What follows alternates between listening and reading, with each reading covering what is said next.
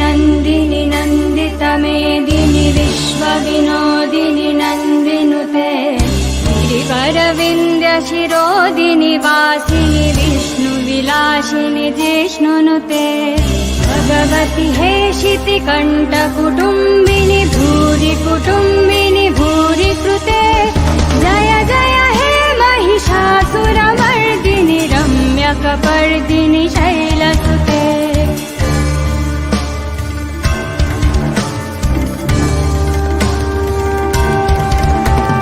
सुरवरवर्षिणि दुर्गरदर्शिनि दुर्मुखमर्षिनि हर्षरते त्रिभुवनपोषिणि शङ्करतोषिणि किल्बिषमोषिनि घोषरते धनुजनि रोषिनि दितिसुतरोषिनि दुर्मथतोषिनि सिन्धुसुते जय जय हे महिषासुरमर्दिनि रम्यकपर्दिनि शैलसुते जय जय हे महिषासुरमर्दिनि रम्यकपर्दिनि शैलसुते जय जय हे Mahishasuramardini रम्यकपर्दिनि शैलसुते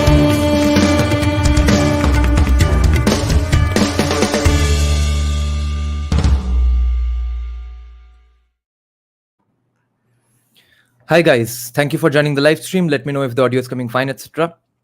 Today we have back with us for our 50th English podcast, Mysterious Sociologist. So welcome, Professor Christopher Lies-a-lot. Oh, 50 ho gaya. Nice. Yes. Theoretically more than 50 because I'm excluding the Bengali ones, the membership ones, all that. But just English and just public, so it's the 50th podcast. Nice. So when are you starting to pay me? Yeah. So because you are redistributing your knowledge. So this is for a good cause. For a good cause, you must never. And now we're defending Ambanis as well. So we might as well. उनसे payment मांगते हैं कल. Yeah. चलो शादी में तो नहीं बुलाया. Yeah. When you do something for a good cause, you must never expect money in return. This is well, when you're service. good at something, never do it for free. So that's also that's Western propaganda. That's only for Hollywood. That's not applicable to India. So commies are obviously very much pissed off with Ambanis. Now, if Abhishap was actually possible scientifically, maybe it is, who knows, but then every commies would have basically burned down the Ambani house with their mental powers. And there was one specific post on Facebook that went viral. It was written by someone called Usha Pandit. I don't know who she is. So I saw that the DP is kind of AI generated. So I checked out all her other profiles. She's a very old woman who uses AI to look young, but hates Ambanis for showing vulgar display of wealth, etc. At the same time, all these people obviously support people like parties like Aam Aadmi Party, whose Raghav Chadda went with his actress wife to watch Wimbledon, allegedly spending rupees 18 lakhs on the tickets. Now, that nobody called vulgar display of wealth. And even though the poor and hungry people of India are starving to death, he's watching Wimbledon. So what's going on here? Why is one a vulgar display of wealth and one is not? No, so it's just a matter of what we call taste, right? And this word seems very simple. So today, if you like we keep giving that chapri example, right? Today, if you dye your hair like Donald Trump and start riding a Duke KTM or something, versus if you wore a nice nice kurta pajama and rode a maybe Bullet, right? These are subtly big differences. People will call you chapri in the first case, and they will possibly admire your fashion sense and class in the second case, right? Classy, masculine. Bullet भी अभी हाँ problem है, लेकिन फिर भी most people will accept you. But तुम वो बाल डाई करवा के तुम कर लो राइड अ ड्यूक KTM और whatever, तुम्हारा पूरा इमेज खत्म हो जाएगा, ठीक है? Now that's where this basic thing. So Pierre Bourdieu does something brilliant here. Pierre Bourdieu talks about taste. Okay, Now a lot of people might say, अरे test में क्या है, टेस्ट में बेस्ट मम्मी और एवरेस्ट, उसमें क्या है? तो what does taste have to do with what the powers in society is, right? So you might say the same thing, हाँ taste में क्या है? Taste is personal. Today if I listen to Hans Zimmer or Lollipop Lagelu, it doesn't matter because it's a personal choice, right? It doesn't matter. But Bourdieu says that what your taste is in clothes, in fashion, in food, music, movies, books, everything depends on the power structures of society. Okay. And this is a big argument he's making because clearly in today's day and age it's very difficult to pinpoint who likes what, right? A lot of people listen to, I know some people who listen to Mozart and then listen to Sidhu Moosewala. Okay, it doesn't the tastes are very omnivorous in people. But we can still boil it down to a few things. One of the examples of that taste to caste consumption, this whole nexus of facts, that is in the Ambani wedding. So going for Wimbledon, wearing Western clothes, not so flashy, not dancing, having champagne with white people, sitting carefully and silently watching people play tennis, that's classy. What going to the Royal Opera in some part in Europe and watching a opera performance, that's classy. But you go to a Sangeet ceremony where everyone is dancing to some kind of loud Hindi music or whatever Bollywood tracks, jumping up and down, wearing very flashy clothes, that is not considered classy. Yeah, that thing, that is not considered classy. Now ये class का बात नहीं है, actually caste का बात है. If we extend the status argument of whoever, that is actually a statusist argument. If we think remember this is a lot of people are listening to us probably for the first time or are curious about the headline. So why have we brought up caste in the title of this live stream? Why is it casteist to look down upon Ambani when you are not looking down upon Raghav Chadha for doing kind of the same thing? Yeah. And look at it this way. A lot of people give examples of how Ratan Tata eats only fruits all day. Talks in a very nice manner, very, very dignified manner. Doesn't wear flashy clothes ever. Like he would not be caught dead doing what the Ambanis are doing, right? So this is all a matter of cultivated, social, cultivated symbolic capital that a certain strata of people can do. Now you can say Ambanis are probably richer than Tata. Why the hell aren't they doing the same? Because they are new money. They are relatively new money. Tatas are over more than a century old money, or usse bhi zyada hoga, right? Yeah. Ambanis are relatively new money.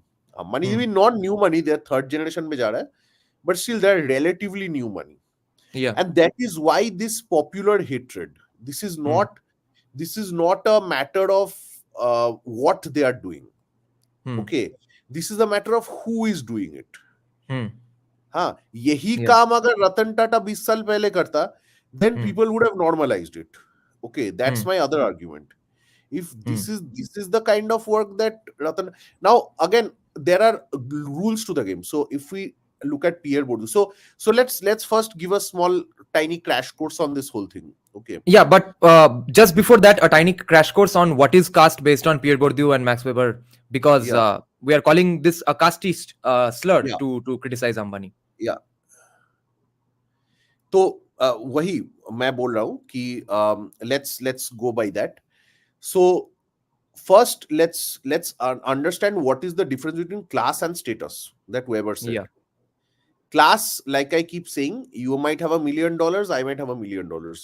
But if I or you, let's say you have superior taste, you go to the, like I said, opera वगैरह ये सब करते हो, you mix with the right kind of people at the top echelons of society, right? You go to the most exclusive clubs, then you are at a higher status than I am. यही weber बोल रहा था. Weber बोल रहा था सिर्फ पैसों से नहीं होता है. Sometimes even the high status people, upper caste people, can become poor. There were poor nobles in Europe. The samurai in Japan became poor towards the end. There are many poor Brahmins and other dominant caste people as well in India. But that doesn't mean that they are disrespected at because of that poverty. They are in fact still respectable. वही weber बोल रहा है कि ये जो honour है, ये जो प्रेस्टीज है, ये आता है from your consumption patterns. This comes from your consumption patterns. Now, what are your consumption patterns? Your consumption patterns, like I said, what you eat, sleep, whom you hang out with, what kind of music, food, movies, whatever the hell you're watching. Weber बोल रहा है कि if you have superior taste in these avenues, then you get to be seen as respected. Whereas if you have inferior taste in these parts, then you are not, no matter how much money you have, लोग ऐसे ही बोलेंगे कि ये तो new money है, ये तो छपड़ी है, ये तो वो है, हाँ, दो दिन पहले भिखारी था, आज पैसा हो गया. That's what people will say. So there is a respect for old money, and even if you don't have money, it's fine, because your samman, your honor, your prestige, that is what really matters in a society. Okay. In at least in pre-modern societies, that was the case. Like you would not be seen as elite enough if you did not have these certain fashion and all that, these kind of attributes. Now I can give you guys a reference. You can watch this movie called The Gilded Age. Movie nahi, serial. It's on Geo. Okay, वही Ambani should have watched it themselves. So anyway, so you can see how the New York elite used to behave. So there's a new money family who are like filthy rich, okay, and then there's old money. And old money, these people basically treat the new money, despite them being crazy rich, as outsiders. Another example will be तुम देखो Titanic में जो होता था, Titanic में there was first class में there was a fat woman called the unsinkable Molly Brown, and who introduced Jack and gave him the table manners and all that, and gave him clothes. Remember, Jack did not have those fancy clothes for the ballroom and all, and Molly herself said that I am an outsider, क्योंकि वो लोग भी first generation पैसे वाले थे. Whereas जिसके साथ Kate Winslet का शादी होने वाला था, that person was maybe 7th 8th generation 10th generation wealth. Okay. पैसा नहीं है बंदे के पास, पैसा नहीं है. केट विंसलेट के पैसे या कुछ ऐसा, I think Kate Winslet was also poor, I think, and this guy was, I think, going to America, some कुछ वैसा, I don't exactly remember, but basically वो पैसा नहीं था, but ये माने भाई का एटीट्यूड ही अलग था. और भाई वो जो the guy who was supposed to marry Kate Winslet, that guy was high status. और उसके पास सब मैनरिज्म्स था ना, वो he did not spit on the क्या बोले, वो उठ के spit कर रहे थे, वो सब. So basically the whatever Leo DiCaprio was, he was the exact opposite of that, right? Yeah. So Titanic basically, जैसे नंदिश बोल रहा है कि it's a tale of intercaste marriage, वही है, intercaste love, right? So the same aspect you see that becomes evident in series like The Gilded Age, where you see people like the opera in Gilded Age. A huge bawal is about who कौन opera जा रहा है, ठीक है, और ये सब बहुत बार तुम्हारे पास बहुत पैसा है, but if you don't get invited into the opera, right, you are not a part of the elite. So it's the same thing that works here as well. And operas have their own dress code as well. You have to wear a black tie and bow tie. Rules have like you may not, I mean, half the people who go to opera clearly may not even enjoy it, like it, but तुमको जाना पड़ेगा वहाँ पे, right? To be like to appear to be respectable, you must go there. Remember, just a few years back, 1 or 2 years back, there was a huge controversy in Kolkata because some fine dining restaurant in Kolkata did not allow the driver to come in. Yes, Mocambo. Mocambo will not allow a driver or driver-looking guy to come in, right? So yeah, it was a driver-looking guy basically. I mean, he was the driver, but मतलब कपड़ों से पता काहे चल गया, तब तो नहीं होगा भाई. Precisely where you see Bengali society में बोलते हैं ना, caste नहीं है, this is as casteist as it gets, right?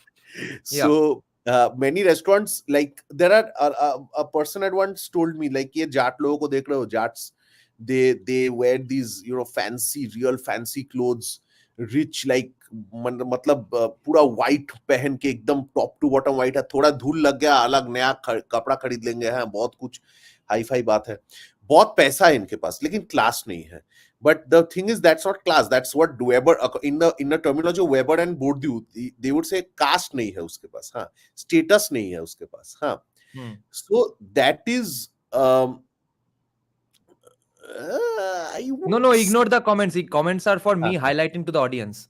Don't use yeah, your point of thought. I disagree a bit with M. Shastri on this one aspect, because the Anglo-Saxon, the WASPs, you have to study more about the history of the WASPs. The WASPs were very elitist. The WASPs were वो British जो gentry and nobility था ना, जो लोग के साथ बात नहीं करते थे, जैसे ग्लव्स मार देते थे लोग के मुंह के ऊपर, हाँ, जिनका वो अलग ही लेवल का एटीट्यूड था. These people in the US who were WASPs were also pretty much like them. They mimicked them in many ways. And these our जो महाराजा राजा लोग यहाँ पे थे, those guys mimicked the same guys in Europe, right? If you notice, our Raja Maharajas, when they were under the British Raj, जो independent जो princely states थे, many of the Raja Maharajas used to go abroad and they used to learn these mannerisms. So you will notice that even they, after copying the European aristocrats, they became a lot like them. जैसे तुम लोग सिंधिया विंधिया के family के पास जाओगे ना, they will speak that Victorian kind of English and all that, and they have their own set of rules, कहाँ पे बैठेंगे, कहाँ पे खाएंगे, सोएंगे, ये सब very set rules, right? So the idiom changes. So यही मैं बोल रहा हूँ कि देखो, कास्ट के साथ ना रिलीजियन का कोई माने वो नहीं है, कोई रिलेशनशिप नहीं है, हो सकता ही नहीं है. Exactly, because when the British were powerful, when the Europeans were powerful, everyone copied the Europeans. When the Mughals were powerful, everyone copied the Mughals. When the Hindu Rajas were powerful, everybody copied the Hindu Rajas. Yes, and so this is colonization 101. Exactly. This is the basic beginning manual of colonization. तब लोगों ने Buddhist को copy किया. जैसे Brahmins, according to what Johannes Bronkhorst is saying, Brahmins and Oliver Johannes Bronkhorst, these people are saying Brahmins used to mimic Buddhists. Brahmins were not originally ascetic as much as they show, but ये जो बाद में हुआ कि because Buddhists were ascetics and they were very powerful under the reign of Ashoka and all, and Brahmins were a bit oppressed, so ये asceticism का जो value system था, that became Brahmins took that upon themselves. Okay, कि हम लोग भी तो ascetic है, हम लोग तुमसे बढ़िया ascetic है, तुम कितना से, हम तुमसे 10 गुना ascetic है. And this is what I was wondering while reading Max Weber, that he says that Indians had the least amount of anti-Crematism, that is hatred against money and stuff, and they had such high evaluation of wealth. तो ये कहाँ गया भाई, ये गायब कहाँ से हो गया? तो ये anti-Crematism was obviously sacrificed at the altar of asceticism, I guess, by getting inspired from Buddhists. Yes, ये जो, so Bronkhorst says that ये जो दो side था, one is Greater Magadha, which is towards the eastern part, Bengal, Bihar, Orissa, these, more not even Orissa that much, or whatever, but basically these parts, right, where Patna, Pataliputra, these parts were, right? And you have the other part which is near Afghanistan and all. So वहाँ पे जो ब्राह्मण लोग थे, they, when they came in touch with the Buddhists and the Jains and these karmic religions, if we can call it that, right? देखो, karma के साथ asceticism is very linked. This is fun. So if you have karma, if you want to keep good karma in your this life, you will not harm any animals, you will not harm any living beings or whatever, right? So that you can be reborn in a higher, better way, or stop being reborn, जो भी हो. तो तुम्हारा good karma होगा तो Buddhist, according to Buddhist doctrine, you will be born in a higher status, higher caste, hina uchcha jati uchcha kula. But if you have done shit like eat meat and abuse people, whatever the hell, whatever is bad, then you will be reborn in a nicha jati and nicha kula. Okay, so क्या हो रहा है कि that thing among the Buddhists, that solidified your birth based, karmic based kind of karmic based that identity that they are talking about कि you are suffering in this life because in your last life you must have done something wrong. और हम तो बोलते ही है, this is common parlance right now in Hindu talk. আগের জন্মের পাপ করেছে, আগের জন্মে পাপ করেছি তাই Ambanis must have done something great, so in this life they get to be billionaires, right? So same stuff.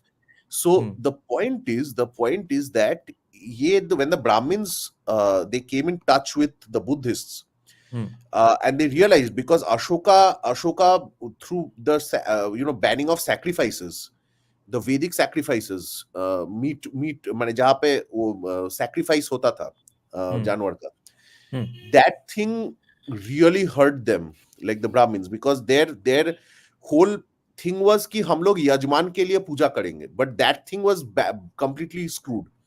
So what they did was they picked up some traits from Buddhists. Of course, see, Brahmins were geniuses, so they did the things better than the Buddhists did. Okay, so then they kind of occupied positions of power slowly for themselves. So this is how Bronkhorst sees it. Yeah, I'm giving a very small version of it. You guys should read Knut Jacobson, Johannes Bronkhorst, these kind of guys, and Patrick Olivelle to understand what I'm talking about. Okay. अभी जो बात है कि why am I talking about these things? Because ये जो asceticism का values है कि कि you will stay away from a lot of display of wealth, money, you will not eat a lot of food, you will not indulge in excesses, okay, you will live a very nice वो क्या बोलते हैं, a very restrained life, okay, austere, ये जो बात है austere life, हाँ. So for example, Ratan Tata can eat the best quality biryani, mutton chop, whatever the hell he loves every day, right? But what do they show he does? He eats a small fruit every day. हाँ, ये बहुत important है भाई. He's austere, right? Look at it's the same logic. If you show wealth like Ambanis, if you're giving 2 crore watches, if you're eating a lot of food, if you're jumping up and down to Bollywood and Bhojpuri music or whatever, then you are lower class, you are lower caste, most importantly. Or look at Tata, he just eats 1 meal a day, वो भी fruits, वो कोई नहीं देखेगा कि वो यहाँ के वो जो सेब मिलता है वो नहीं, रास्ते के सेब नहीं है. When people use the words low class or high class or classy, they actually unknowingly, subconsciously mean caste only. That is what actually caste means. Yes. And so according to popular imagery, Ratan Tata donates a ton of his wealth, right?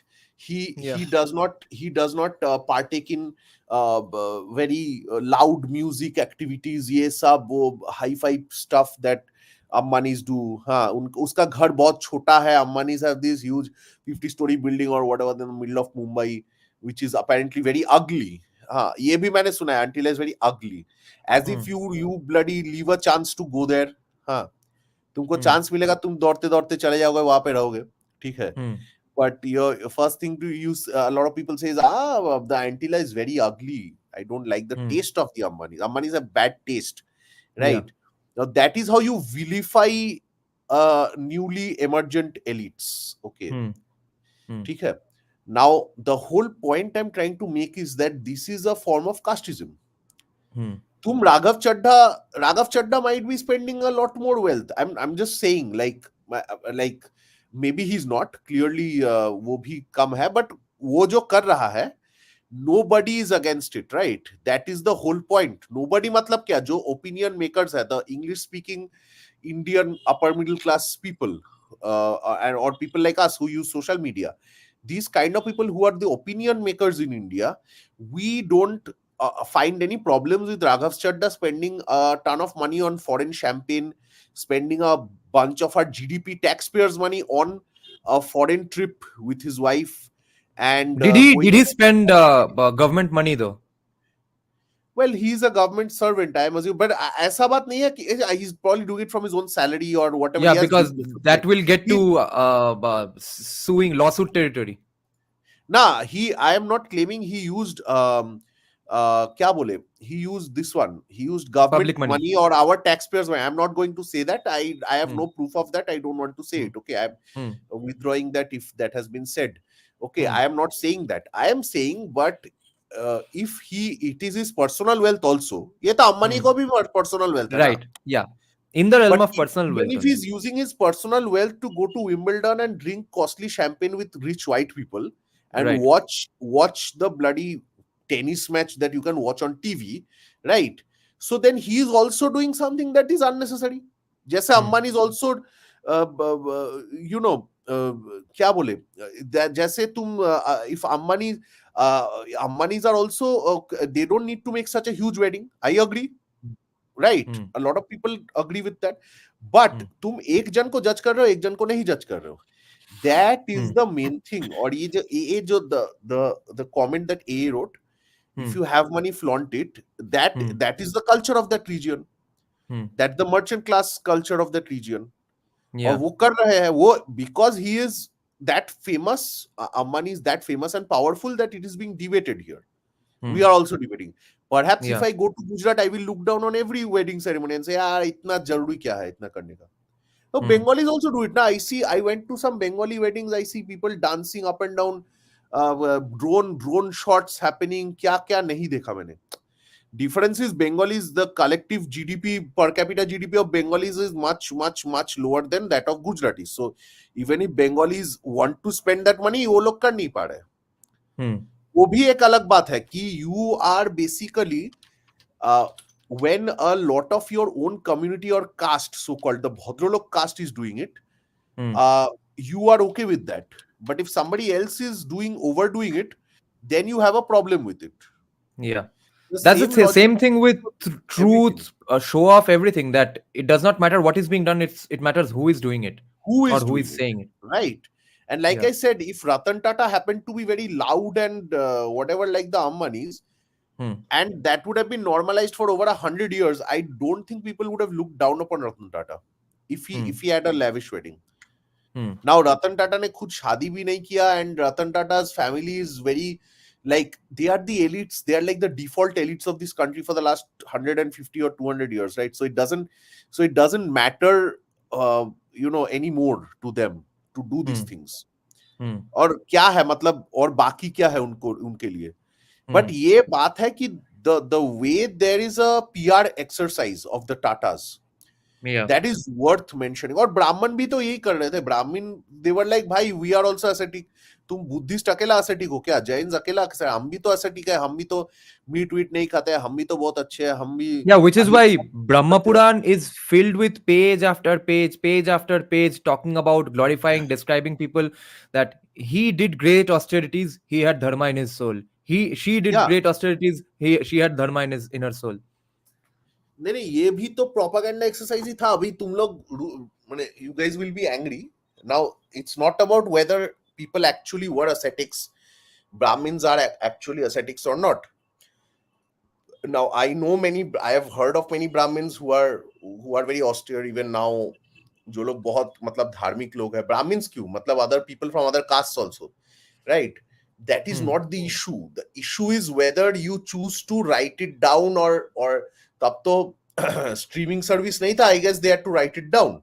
But you do it and you demonstrate how superior your way of life is compared to other people's. Yeah. और यही बात है that brings about casteism. So even Irfan Habib points it out that in the Buddhist texts, meat eating tribes, meat eaters, they are looked down upon by Buddhists because they are the Buddhist elites, the Buddhist जो लोग संघ में थे, जो लोग monasteries में थे, these kind of people, they were very powerful people. But they actually decry power. They will not sit on the throne or be kind of like really powerful, ऐसे officially powerful नहीं होंगे. But ये जो संघ में जाते थे, there were studies, even Weber has pointed this out, and later on I think Freikenberg and a few others, some others, Finch, somebody like that. तुम एक बुक का नाम लिखो, उमा चक्रवर्ती, social history of early Buddhism, something like that. Okay. Okay, Uma Chakravarti's works. Now she's a legit historian, by the way. So leftist historian, legit feminist historian. But she analyzes ये Buddhism में एक बात था कि the Buddhist जो leaders थे, they were actually very powerful and came from very high lineage वाला families. Okay, वो बाद में क्या हुआ कि that became like a symbol of power, a respectful thing. एक और book है Bailey and Mabbott, the Sociology of Buddhism. Okay, the Sociology of Early Buddhism, Bailey and Mabbott. You guys can read it. You can see that how Buddhist the Sangha was actually very powerful and full of they were actually politically also quite active. और ब्राह्मण लोग वही कर रहे थे. Brahmins were essentially, they were just trying to be what the Buddhists were. After, see, the Brahmins were in a very bad state during Ashoka's period, the Mauryan Empire. वो जो बात है कि the Chandragupta thing, the Chandragupta Chanakya thing, a lot of people are raising doubts on it nowadays because वो लोग बोल रहे हैं कि if that could very well be propaganda, and now again a lot of people will start abusing us. But this is latest Indological research that says कि Brahmanism, the political Brahmanism that is evident in texts like Arthashastra, the power texts, Dharma Shastras even slowly, जो text थे जिसमें politics and state को लेके बहुत there's a lot of discourse regarding that, these were composed in the later eras. Okay, these were composed much later. So even if Chandragupta happened to have a Chanakya guru, maybe the codified version of the Arthashastra and all came about much later. There's a guy called Maklish, Clish, Maklish, who has done research on the Chandragupta thing, the Chanakya thing. Okay, and he calls it political Brahmanism. So, sorry, just having some water. Yeah. So basically, the Brahmins themselves, they had to become ascetic minded and ascetic in their way of life, and claim to be the highest ascetics in the land to get more power for themselves. Now I'm not saying कि ये लोग ऐसे मतलब scheme बना के किया है, जोर जोर के चिल्ला के सबको स्कीम बता. That's the nature of humanity. Some people just get it. Some people are good at this stuff, right? And Pierre Bourdieu calls this the feel for the game. Pierre Bourdieu actually, another example comes to mind. That's the plain blue, plain black t-shirt wearing by tech bro billionaires. And that's the whole thing. Ki there is a grammar of power. There's a grammar of what is okay. So there are some comments. We'll address these a bit later. Okay. So what I'm saying is that if there is some logic to this, there is a certain pattern to what they are doing, and why are we discussing it then?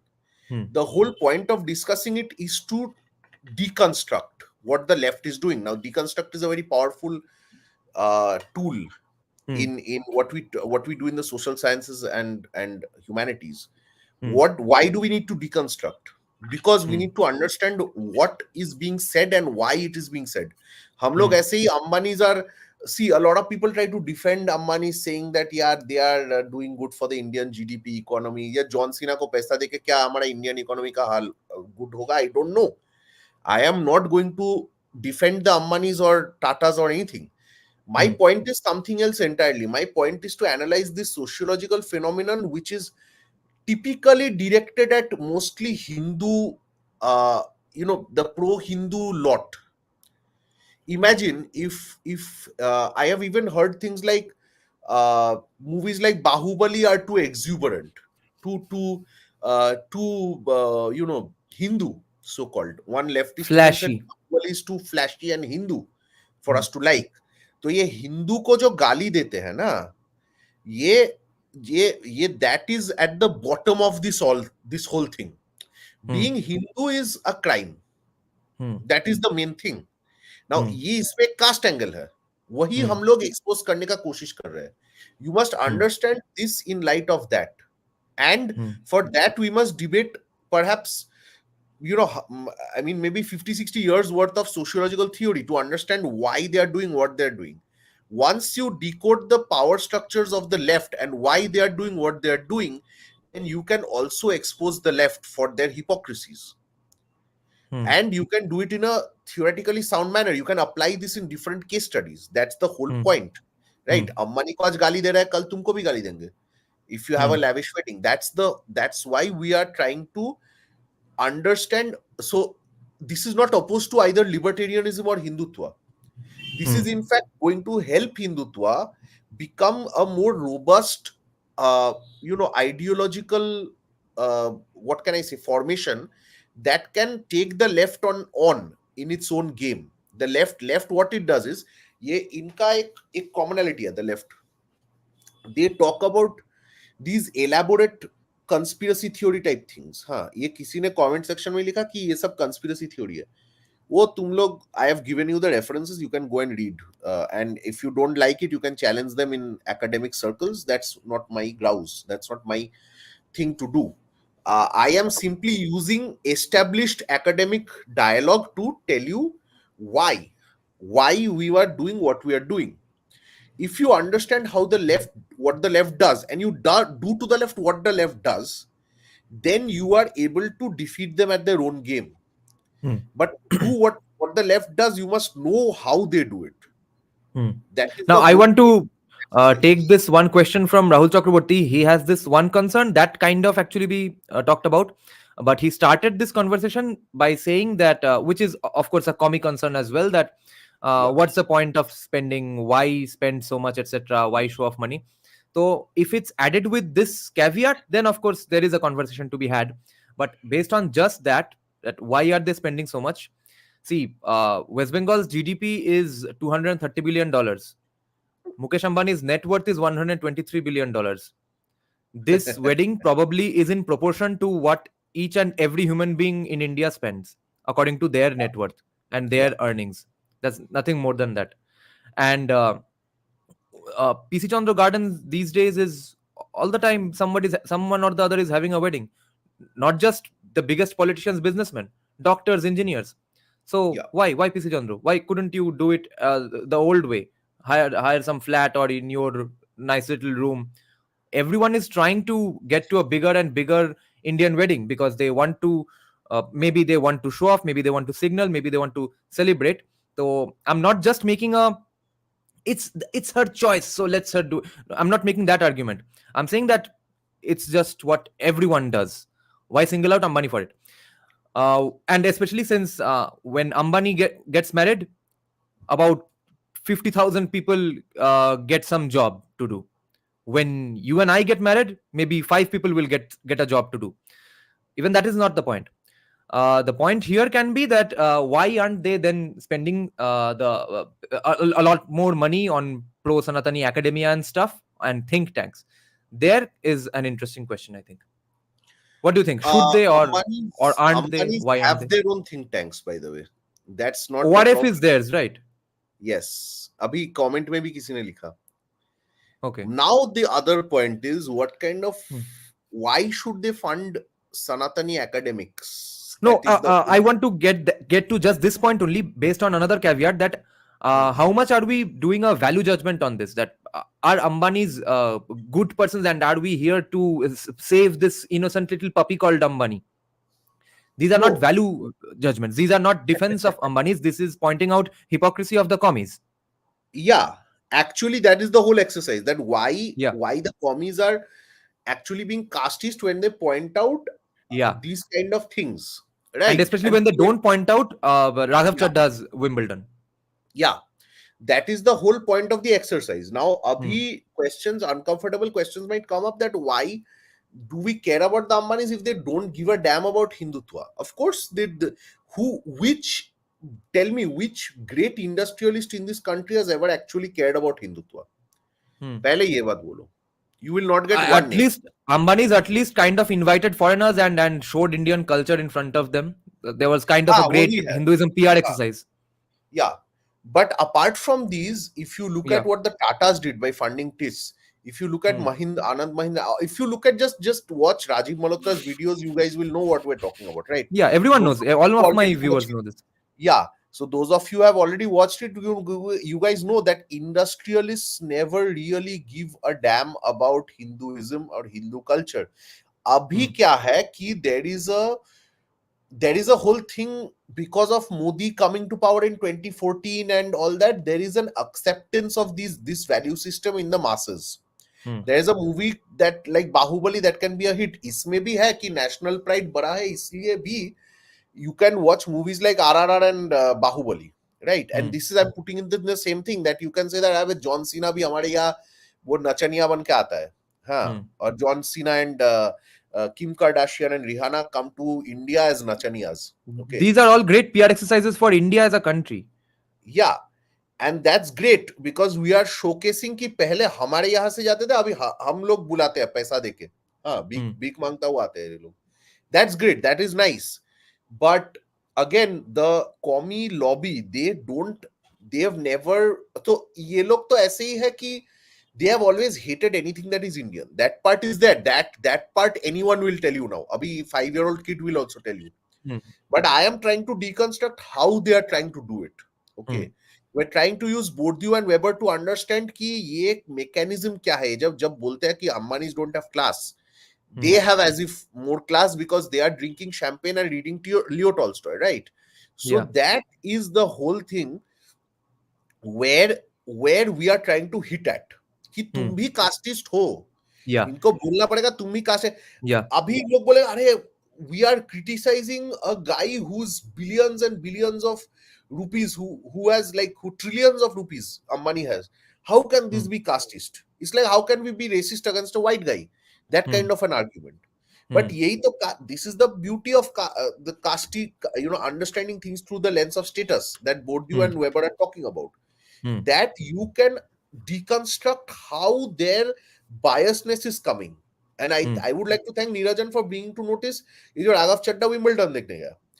That is the whoever brought to notice this thing is a genius and should be thanked. Abhi problem ye hai ki wait, there's one great comment from DX here. That there is a general sense of shame in the elite to associate with Hindutva, even with the likes of BJP and Modi. Now, absolutely. Of course, they will associate with BJP with Modi. They will go to their parties, invite them, etc. But not in the way that DX is meaning. Not in the more attic sense, right? Not in the moral sense.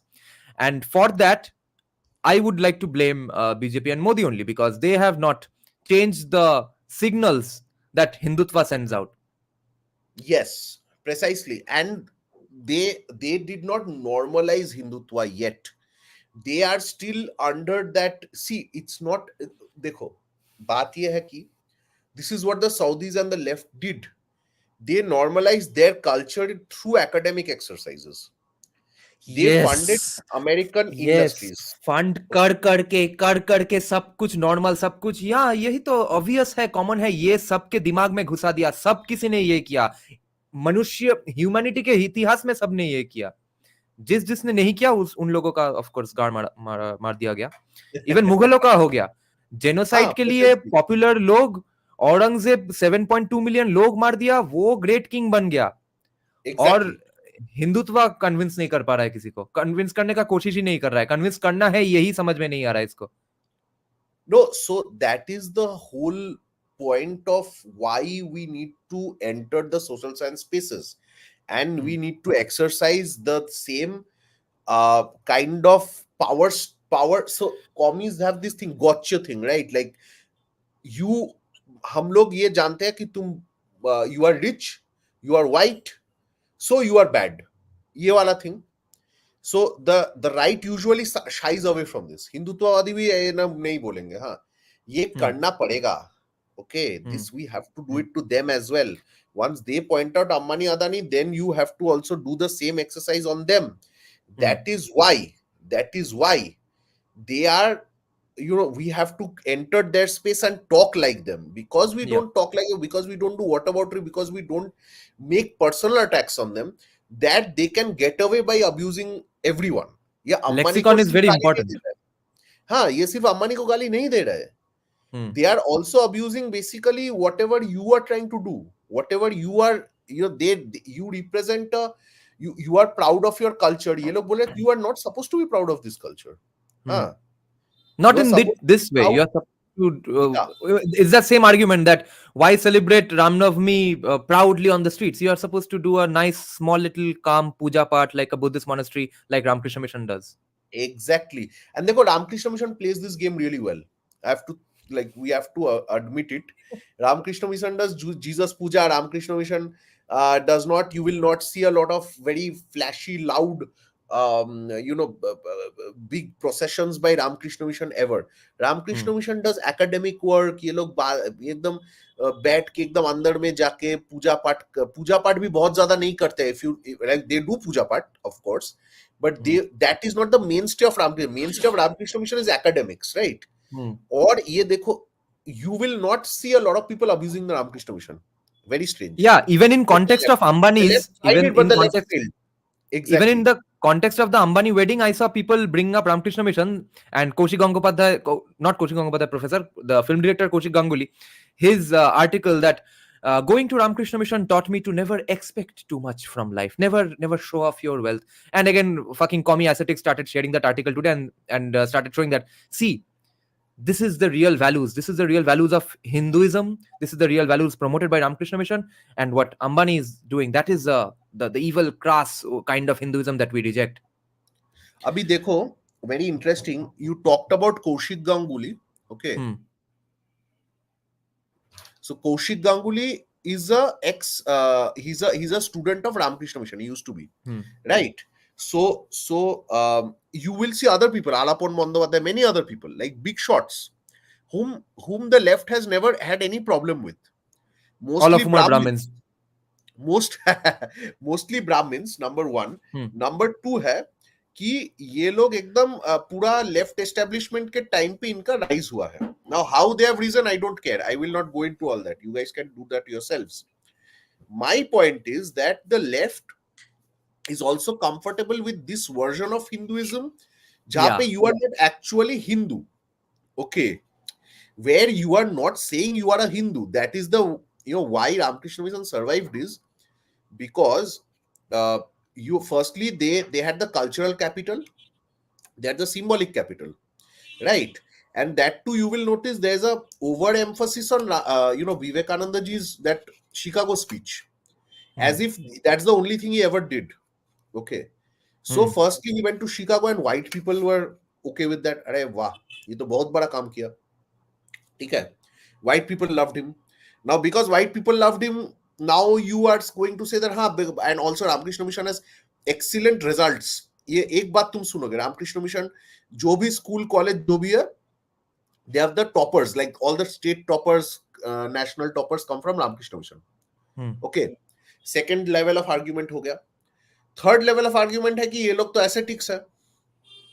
Okay, so they don't show off their wealth and all that. They don't even show off their knowledge. They are that great. Okay. Or after that, their existence is normalized. Whereas if you see a Babaji, a lot of, I'm not talking about just the guys who are in the news for the wrong reasons, like Ram Rahim Baba and all these people. But if there's a flashy Baba, okay, who has this, whose bhaktas are all dancing, singing and all that, they will look down on that. So ye problem hai caste ka. But why are we pointing this out? Again, because Nina will say, isse kya hoga? This is by discussing this in this manner. Deconstruction. No, Nina got the point. No, but it's a valid point that why the hell are we discussing all this? Yeah. Right. And actually, I think you are qualified to take this question on the screen. Take this question by Rahul Chakraborty. Why not are they showing their influence in these cases? Why should they? তুমি dinner করতে বসলে এখন? Rahul Chakraborty is asking, Ambanis have the power to change big stuff like Waqf, halal, conversion, etc., temple freedom. Why aren't they not showing their influence in these cases? Rahul Chakraborty, how do they have the power to change big stuff like Waqf, halal, conversion? And why would they? So give me a second, you take this on. Yeah.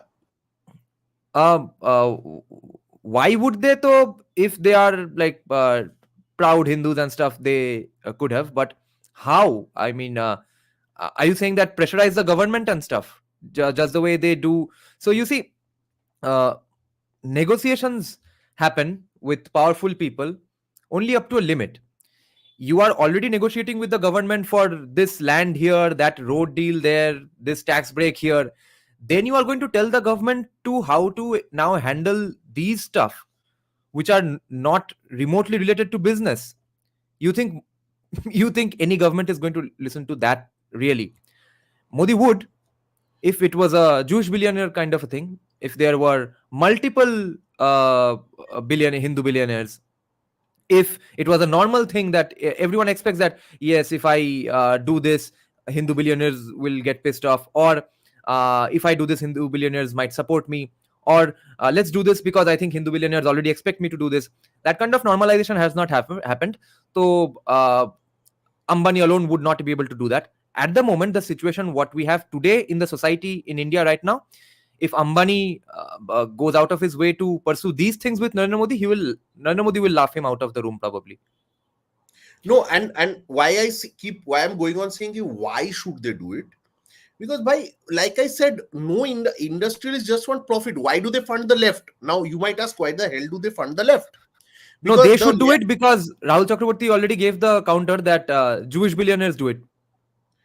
नहीं, Jewish billionaires बचेंगे नहीं अगर वो लोग नहीं करेंगे.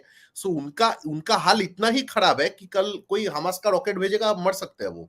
So they have to do it. It's a survival mechanism. Now in India, among Hindus, that survival mechanism is not there yet, because thankfully we have not faced a Holocaust. We have faced a Holocaust very badly, but it's still like the way the Jews were almost eliminated entirely. Yeah, but the American Jewish billionaires don't have a threat from Hamas. Even they are doing it for Israel and Judaism.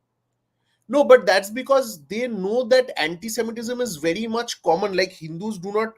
Dekho, it's unlikely the way the Jews were like treated in many parts of the world, right?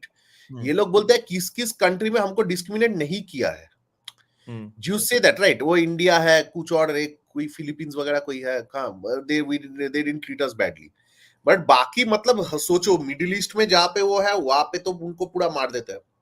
हाँ, Mr. Sociologist. Yeah. Checkmate. They have built 14 temples. अब और क्या चाहिए? हो गया काम. ममता बनर्जी ने जगन्नाथ मंदिर बना दिया है, अंबानी ने 14 टेम्पल बना दिया है. ठीक है, नो प्रॉब्लम एनीमोर. ठीक है, टेम्पल्स ना वो रेनोवेटेड 14 टेम्पल्स इन जामनगर, तो ठीक है. अब वो टेम्पल रेनोवेशन से ही कॉमीज हट जाएंगे नैरेटिव वॉर में. सावरकर का आत्मा वापस आ गया वो देख के. So I am not laughing at this. I am just saying that. No, I am laughing at this. I've had enough of this idiocy. my Thank you, Bhupendra. Yeah, thanks to our Lokhi Bhandar provider. So that thank you. But yeah, look at it this way. See, if they do renovate temples, what are these temples doing? That is my other question. Socho ki, imagine I build a temple near my house. Okay, I've seen many people building temples. I have funded also some such projects myself when Motuas were doing it in a certain part of the of West Bengal. I collected some money for them. Now my whole shtick was that why, let's say somebody is building it using personal funds. Typically there's a whole expectation that because I built a temple, I will get some kind of spiritual benefits and all. Okay. Yeah. That aspect is there.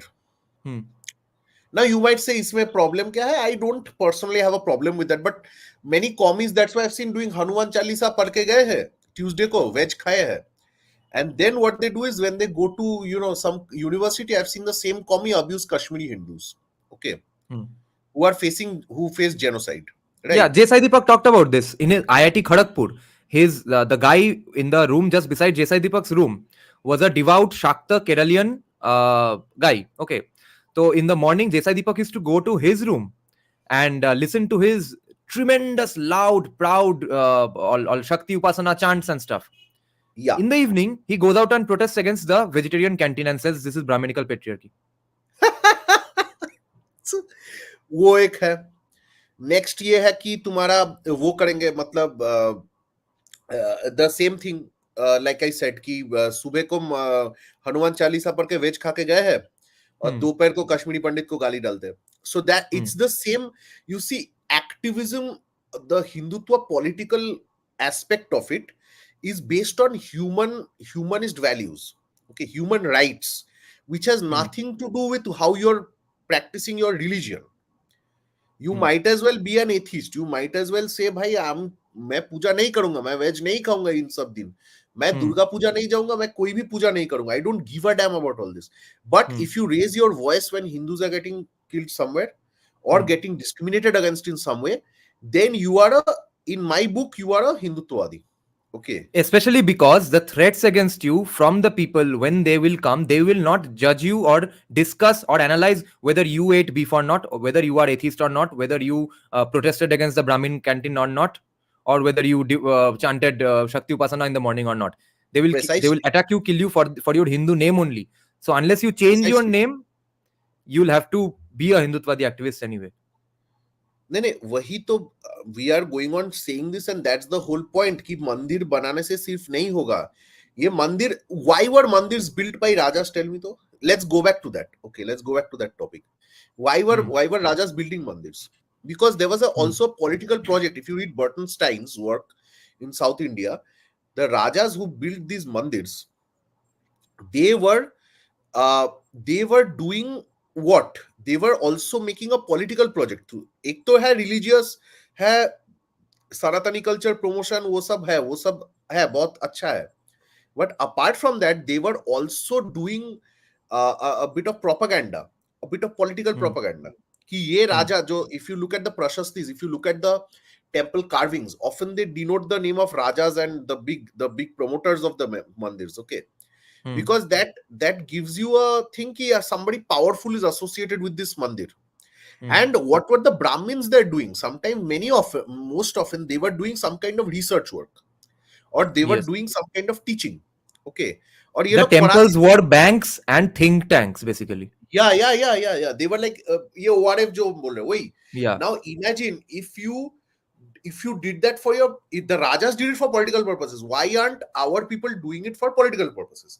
That is the main aspect. Abhi iska karan bhi ek aur hai. Because of socialism, they first funded the gundas, the left. And because the Hindutvadis always were behind the left in every respect, they didn't give a damn about it. No Hindutvadi gun said, Ambani, tera factory band kar, abhi Hinduo ka fund dal, fir factory kholna. Nobody ever says this, so nobody will fund us. The left. Interestingly, when Ambani did face opposition, you remember the Guru movie, right? Madhavan's character was based on RSS's famous writer S. Gurumurthy only. Yes. So S. Gurumurthy did not say that shut down your company and help out Hindus. He said shut down your company because this is evil, bad business. Evil, bad business though. And also fund our local communist shakha. Or give some fellowships. Why do you think the industrialists fund the left? Because the left are a bunch of goons. They're just educated in English. They will destroy your reputation. They won't break your bones. They destroy your reputation, right? So that's the whole thing. That's why the left gets funds. And Hindutva does not get funds. It's simply because of that. Ambani bhi tum log dekho kahan pe chairmanship वगैरह किया है, सब foreign का universities है. Right? So if you think that, like, if your point is that why aren't Hindutva places, why isn't Hindutva academics getting funded? And by Hindutva academics, I don't just mean कि कहीं संस्कृत का department खोल दिया. That just won't do. Not just that will do. I'm talking about social sciences. I'm talking about things that will go against the left, against जैसे like there are whole like people who are dedicated to talking about the left in the Conservative Party, right? In the Republican Party. जैसे Vivek wrote a book called Woking. वैसे वो Republicans are also behind in this sense. Okay, एक Vivek या एक कोई आ गया, that guy, that Ben Shapiro or somebody, they are doing it. Okay, so यही problem है कि the right never takes these threats seriously till like गले के ऊपर से पानी चले जाए, हे हरि हे राम कृष्णा परमहंस कुछ बोल के फिर डूबेंगे. But till that water is at the like till it's submerging them completely, they don't take notice of this. Country डूब गया, फिर उनको याद आएगा कि हाँ, we should have defeated the left at their game. Okay, and that is the whole other problem, that we don't know we are at war. But the commies declared war back when Karl Marx wrote the Communist Manifesto. तब से war हो गया है. हाँ, तब से war declared हो गया है.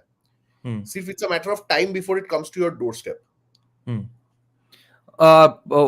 you answer Bhupendra's question here? I think communist na bolu, but socialist for sure. Because some of the concepts I am not a big fan of. Right, but वही. देखो नंदी शेखरे क्या बोल रहा है, देखो. The works at a Sanskrit university doesn't do much research or academic. अरे मैं तो वही बोल रहा हूँ. और संस्कृत को भी ना Indologist लोग पढ़ लेते हैं. See, some all the time don't abuse Indologists. Okay, some Indologists are useful for you. But Colonization is an Indologist only. हाँ, छोड़ो, Colonization तो हमारा आदमी ही है. मतलब Colonization does more for this country than anybody else. I'm not talking about that. I'm talking about just the guys I talked about, Bronkhorst and all, who are leftists. But उनका काम क्या है? जैसे I don't know Sanskrit, right? I don't understand what the texts are written. But if there's an honest Indologist, okay, तेरा भी coffee break, मेरा भी coffee break. हाँ. So if there's an honest Indologist, you can read their, some of their inferences, their works, and you can cite it. That's the whole point. You have to be in this citation game. You have to. ये left के लोग, तुम लोग सोचते हो कि left के लोग क्या करते हैं? They write one book, then 10 people will cite that same book. Then those 10 people's books will be cited by the same guys. ऐसे करके citation loop बना के अपने एक मतलब substandard काम को भी ये लोग कहा. Why do you think a substandard book like Communist Manifesto is so popular? It is one of the most popular books in the whole world, right? Why is it? Citation loop. हर आदमी को ये पता है कि इसमें कुछ है, and they are citing it every now and then. अभी भी मतलब I think it was published in 1850s or something. अभी भी ये चल रहा है, the Communist Manifesto. And Dr. Chandni Sengupta actually clarified this. She said that I asked her that, okay, if everyone says Romila Thapar does not know Sanskrit, how important is that? She said I would not hold that against her because I also don't know Sanskrit. Precisely my other point. And देखो अभी हम लोग रोएंगे कब संस्कृत सीख के फिर आएंगे, फिर डिबेट करेंगे ओरिजिनल. कितना टेक्स्ट पढ़ेंगे हिंदू में? Yeah, I used to get those comments in the beginning of my channel. I think they have unsubscribed by now. कितना टेक्स्ट पढ़ेंगे भाई? कहाँ used to say that if you are pro Hinduism, pro Hindutva, why haven't you taken up Sanskrit yet? The other problem is that Hindus, like the Brahmins, they were a bunch of very active research scholars. इतना text लिखा है, कितना पढ़े भाई? Like by the time you finish reading maybe 1% or 2% of whatever is available in the market of Sanskrit texts, okay, your whole life will be half over. ऐसे तो नहीं होता है. You have to rely on a bunch of existing academic discourse to make your point. Right? That's why it is essential to also read the English and other, the good Indological and other works to understand why this kind of discourse is important. और देखो वो लोग लिख रहे हैं, commies are writing, you can't blame them. They are working day and night, they keep writing crap. Now I have a question about today's topic again, and then we'll actually take some interesting questions that have come up. So how much of this is racism as well? Because Gujaratis have not been in the mainstream cultural front ever, right? When we think of culture, we think Bengalis, and for the last 20 years, maybe Punjabi Bhangra rock. Music bolte hi, everyone starts speaking in Punjabi accent in every Hindi serial these days. Music, mainstream Hindi music is filled with Punjabi influences. Gujarat does not seem to have any cultural influence on anything. and culture is the only thing that connects all the Indian states with each other. People, I mean, even if they don't listen to Tamil music, A.R. Rahman is there representing the entirety of South India. So Yeah. MM Cream, everyone, all these people, yeah. MM Cream, after, especially since Yeah. Bahubali has even become more famous. So Yeah. there's, I mean, everyone knows Malayali films are great, even if they are commie films. So Gujarat has never got a voice in the cultural space anyway. तो culture बिना किए भोसरी के पैसे कैसे कमा लिया? So how much of this is racism? This is just the these good Jews again. How much do you think is it of that kind of an No, I think there is a sentiment? racism against Marwaris, Gujaratis in general, because they happen to be rich even in the poor parts of the country, right? Like, ये classism, racism जो भी बोलो, because तुम देखो, तुम यहाँ पे आ गए, तुम कलकत्ता में देखो, there's a ton of anti-Marwari sentiment, right? Yeah, Gujarati everywhere, anti-Gujarati every sentiment alley, भी है, every yeah, home. anti-Marwari sentiment भी बहुत ज्यादा है. हाँ, तुम Yeah. बंगालियों कोई, if you talk to a Bengali for 5 minutes, maybe in 10 minutes they will start talking against Marwaris. Which is why Bong Connection is my favorite movie of all time. Anjan Datta said these things in the 2006 movie. If you all can watch it with subtitles. First of all, he pointed out the hypocrisy of NRI Bengalis. Then there was a dialogue in Bong Connection. He said, one character said that সারাদিন মেরোদের খিস্তি করবে, এখন একটা মেরোর বাচ্চা company কিনে বসে আছে. So from the morning till night, one character's father abuses Marwaris. Now the Marwari has bought the company, and when he meets the Marwari, he actually invites that Marwari business owner for some wedding, and the way he talks with that Marwari at that point he's like, sir, see, this is my daughter, hello, can you bless her and stuff. And then that same guy also later in the movie says that, what, you expect me to do business? And he says, this is my surname and stuff, how do you think I can do business? Banerjee badi chele and all, I can't do business, etc. He abuses his nephew who came from NRI, who came from USA, born and raised in USA. That guy suggested that you can't maintain this fucking gigantic house, why don't you sell it? He got triggered. So this is good you hate. No, and you will notice hating on Marwaris is pretty common actually. I have heard other people also hating on Marwaris, but not just Bongs especially hate them, but I think other communities also hate them, because see, it's also to do with the fact that they are doing what we, जैसे Indians को गाली पड़ता है ना US में, जैसे everyone now hates Indian Americans, right? Because Indian Americans are on an average richer and more powerful than the average American, white bolo, black bolo, jo bhi bolo, Latinos and everyone. So वैसे भी if somebody is more successful, it's kind of a given. ये जलन से होता है, envy से होता है. No, I disagree here, because there is a general hatred against rich people, to theek hai, but Gujaratis get the extra hate because that's the one region that has never had any cultural capital. Never. Now Shastri was bringing up the Garba. Their whole, like the Bengali, देखो ये एक और बात है. हाँ, they have never produced movies that have set their own stories, or no movies have been at least watched in the rest of the country. That is my, देखो, have you watched any Gujarati movie in your life? No, there is a, I'll get to that. I'll get to this. See, why do Bongs then dominate this part, right? ये कुछ नहीं है, ये power structure है, ये power structure है. Because our culture was funded by the British long before it was funded by long before their culture was funded by the British and the states. Okay, even when the British went, the look at what happened. The national anthem was by a Bengali guy, Vande Mataram is by a Bengali guy, right? And these have been made the cultural symbols, right? So the cultural capital that Bengalis enjoy is largely a power structure thing, right? Absolutely, it started from a power structure only. Yes, and there were people who capitalized on it and made good for themselves, right? But that is because we got ahead in the game because of British funding. Without British funds in that time, and through funds through places like imagine without Presidency being funded by the British and by the Bengali babus of that time, who were ironically who were all businessmen, merchants, right? So those bongs who earned a ton of crores of rupees through business with the British, Europeans, and Americans. Number of them will be Ramdulal De, Tagore's, many other families of that time, right? So these people, when they earned money, they spent it on cultural capital. Jaise Rabindranath Tagore would not have been Rabindranath Tagore without the money of his family.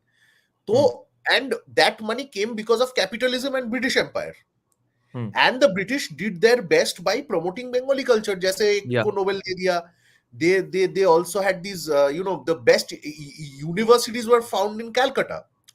So that aspect is still somewhat there, but ye aadha chala gaya hai. Once you elect the left for 34 years, that is dead.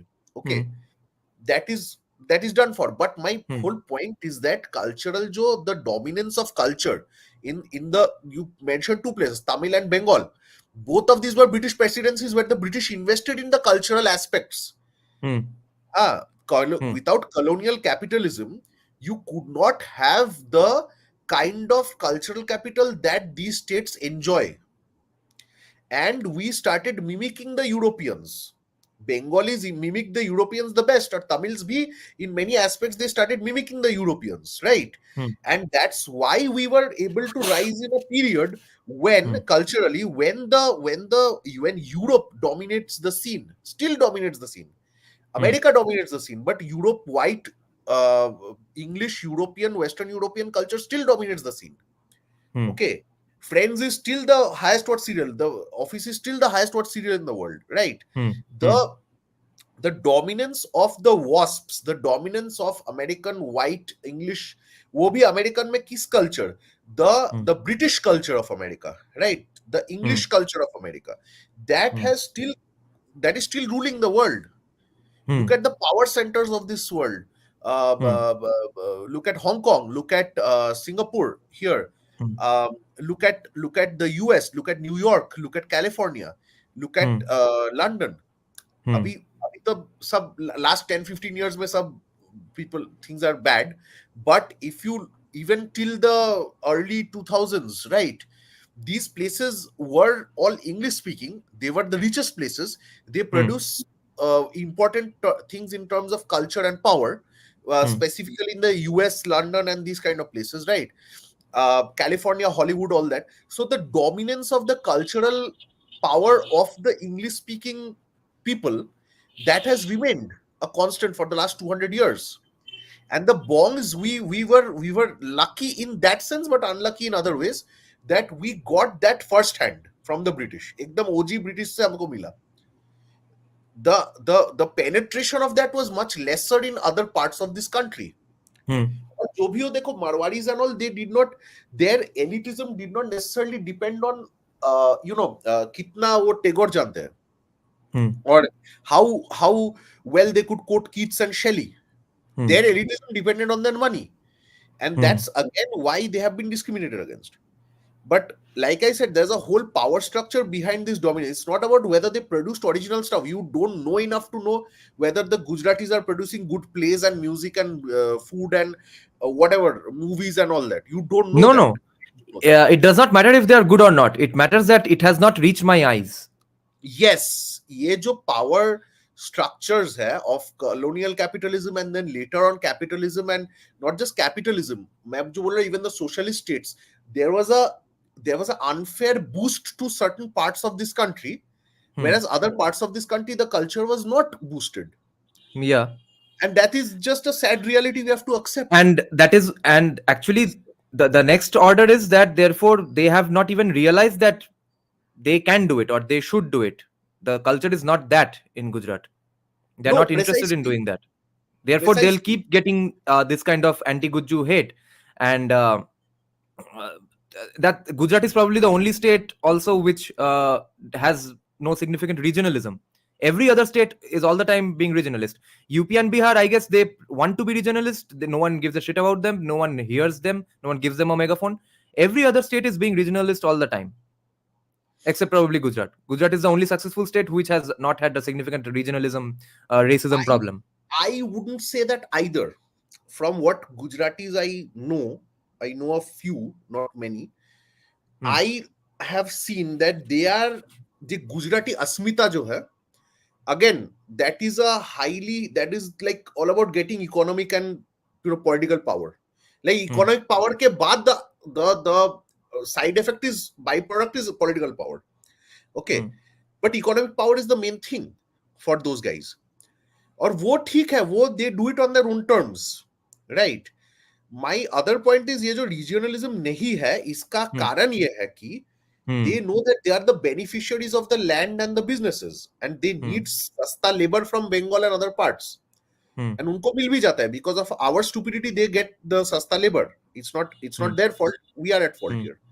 Now वही मैं बोल रहा हूँ कि we have to understand that this casteism thing is there because of the benefits that Bengal and a few other states, Tamil Nadu, Kerala, a few other places have, which were mostly under foreign rule for a longer period, foreign influences under a much longer period of time than Gujarat and Rajasthan were. Yeah. Okay. Or compared to UP, Bihar, these places, right? So we have to understand how these things came about. और देखो, Bihar, for example, Bihar mein to there was a deliberate dumbing down of the population by people like Lalu. Yes. Okay. Lalu himself speaks really well, but when he speaks in public, he will speak like a whatever. You guys know, right? Now, yeah, we discussed this last night in our live streams, that the kind of speeches that our politicians give and the speed at which they give it, and what passes off as good oratory skills is absolute horseshit. It's absolute low IQ dumb shit for the dumbest masses, and I don't blame them for being dumb or having low IQ. They have faced the brunt of colonialism, commies and bad academia, bad nutrition, child nutrition, arsenic filled water. So obviously their brains are fucked. But admit that it's low IQ horseshit. Don't compare any Indian politician speech with don't dare to compare any Indian politician speech with Vivek fucking Ramaswamy. How? That is a sad reality. And like I said, देखो ये भी है वो power. देखो Ramaswamy is able to say all this because he studied in some of the best institutes. अभी वो best institutes किसने बनाया, किसने fund किया, सब capitalism ने. हाँ, same old story, right? Or Tamil Brahmins maybe have some extra culture in their family. Anand Ranganathan, Desai Deepak, Vivek Ramaswamy seem to be three sides of the same coin. मैं वो भी बोल रहा था कि see Brahmins जहाँ पे dominant है थे, जैसे तमिलनाडु में they were dominant in that sense that they were bureaucrats and powerful academics. Up until when? Are they dominant now? This was till the rise of Periyar and all, like maybe late 19th century, maybe late 1800s वगैरह तक थे. But see, their numbers were much. They were like, I don't know, 5% or 3% or something, right? So they were much lower, but nonetheless they did. Their dominance ऐसा तो नहीं था कि मार पीट के नौकरी ले लिया. They had the cultural capital to pursue it. Now Brahmins were really good at like modifying their, whatever they saw that when there were changes, they modified their whole outlook. Like जैसे अपना खुद का lifestyle ठीक रखा. They had veg, many of them. They had abhi Bengali Brahmins, I'm not talking about them, I'm talking about Tambrams and other Brahmins in other places. They kept their lifestyle intact, but they learned English, they learned maths, they learned the things that were important. Which was Rajaram Mohan Roy's main idea. Yeah. So that whole that group was very, you have to hats off to their ingenuity, right?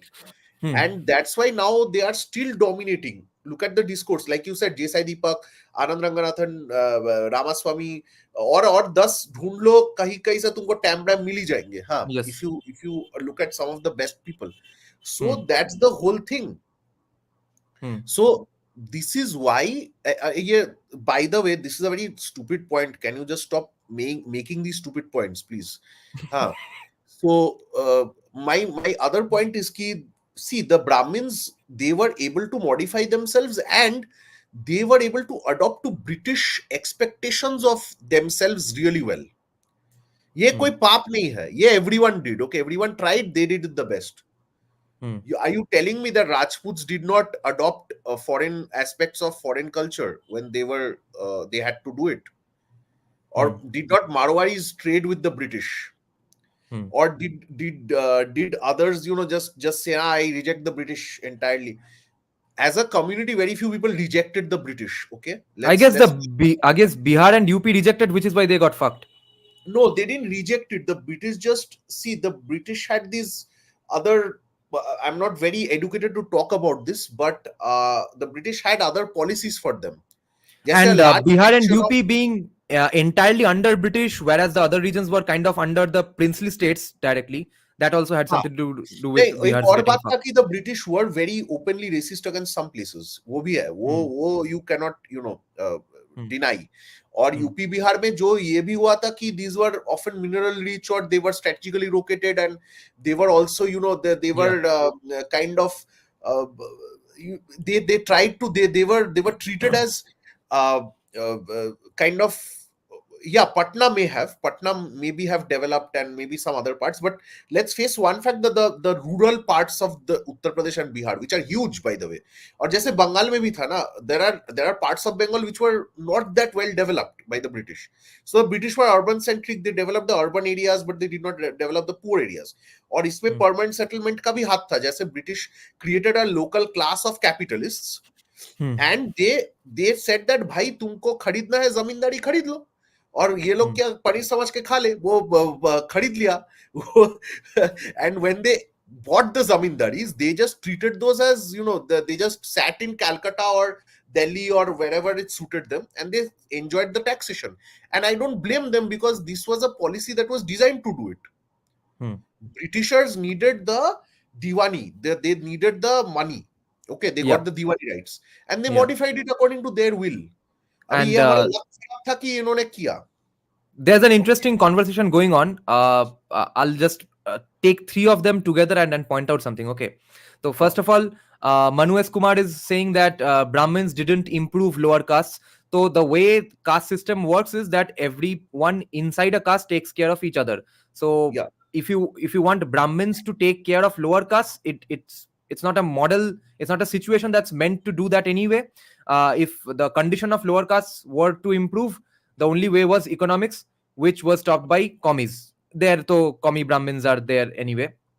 Now, second point is, see what the other people are pointing out, that British had influence in UP and stuff. Then why did they develop just Patna, not entirety of Bihar? Because not everyone can do everything. Apply the same logic of the British to Brahmins and then you will understand the problem. And now, by the way, he's also pointing out that Brahmins were collaborators with every ruling power, be it Buddhist, Muslim, British, Dakshina first, country and religion second. Now, I wonder if it's mutually exclusive. Like no, this is again a very stupid point. See, देखो, कौन collaborator नहीं था? That is my other question. You think the Muslim जिसके पास collaborate करने का skill नहीं था, उसने कोलैबोरेट नहीं किया और बोल दिया कि देखो भाई हम तो कोलैबोरेटर नहीं है. No, there were I can give you an example. Let's say the Motua Mahashanga, okay, that grew because of British influence. The Nawab of Dhaka, जो मुस्लिम लीग बनाया था, the Nawab of Dhaka, he was also a collaborator. Dalit Muslim हर caste से लोग थे who cracked deals with the British for benefits. इसमें कोई नया मतलब you can't just say Brahmins did it, कायस्तोस भी किया है. हर कोई कास्ट अपने अपने हिसाब से किया है. Rajputs did it, Brahmins did it, Casteism did it, Dalits, many Dalit caste like the Motuas and other strong Chamars did it. ये कोई अलग, ये कोई, see, everyone likes to be near power. Okay, now not a crime.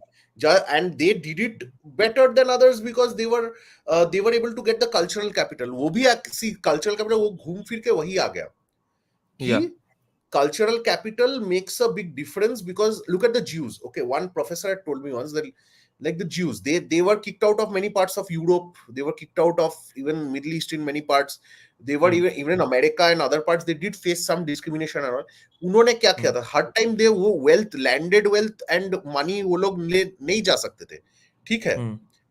So if that was the case, then what did they do? They just relocated elsewhere and they had the technical degrees, they had the cultural knowledge. which was powerful. And by cultural capital I also mean technological knowledge. या किसी में देखो Nobel Prize भी उनको सबसे ज्यादा मिलता है, okay, per capita Jews, right? So why is that? ऐसे मुंह देख के तो Nobel नहीं मारेंगे ना, तो they do earn it legit, right? So that's because they were able to cultivate that culture. तो देखो ब्राह्मण लोग, Brahmins benefited despite the regime because cultural capital was always essential in every regime. You might be an expert at indigo plantations. Okay, you might be a great indigo planter. अभी कल सुबह को कोई indigo का कोई उल्टा बना दिया, तुम्हारा खत्म. तो you can be the greatest typewriter in the world.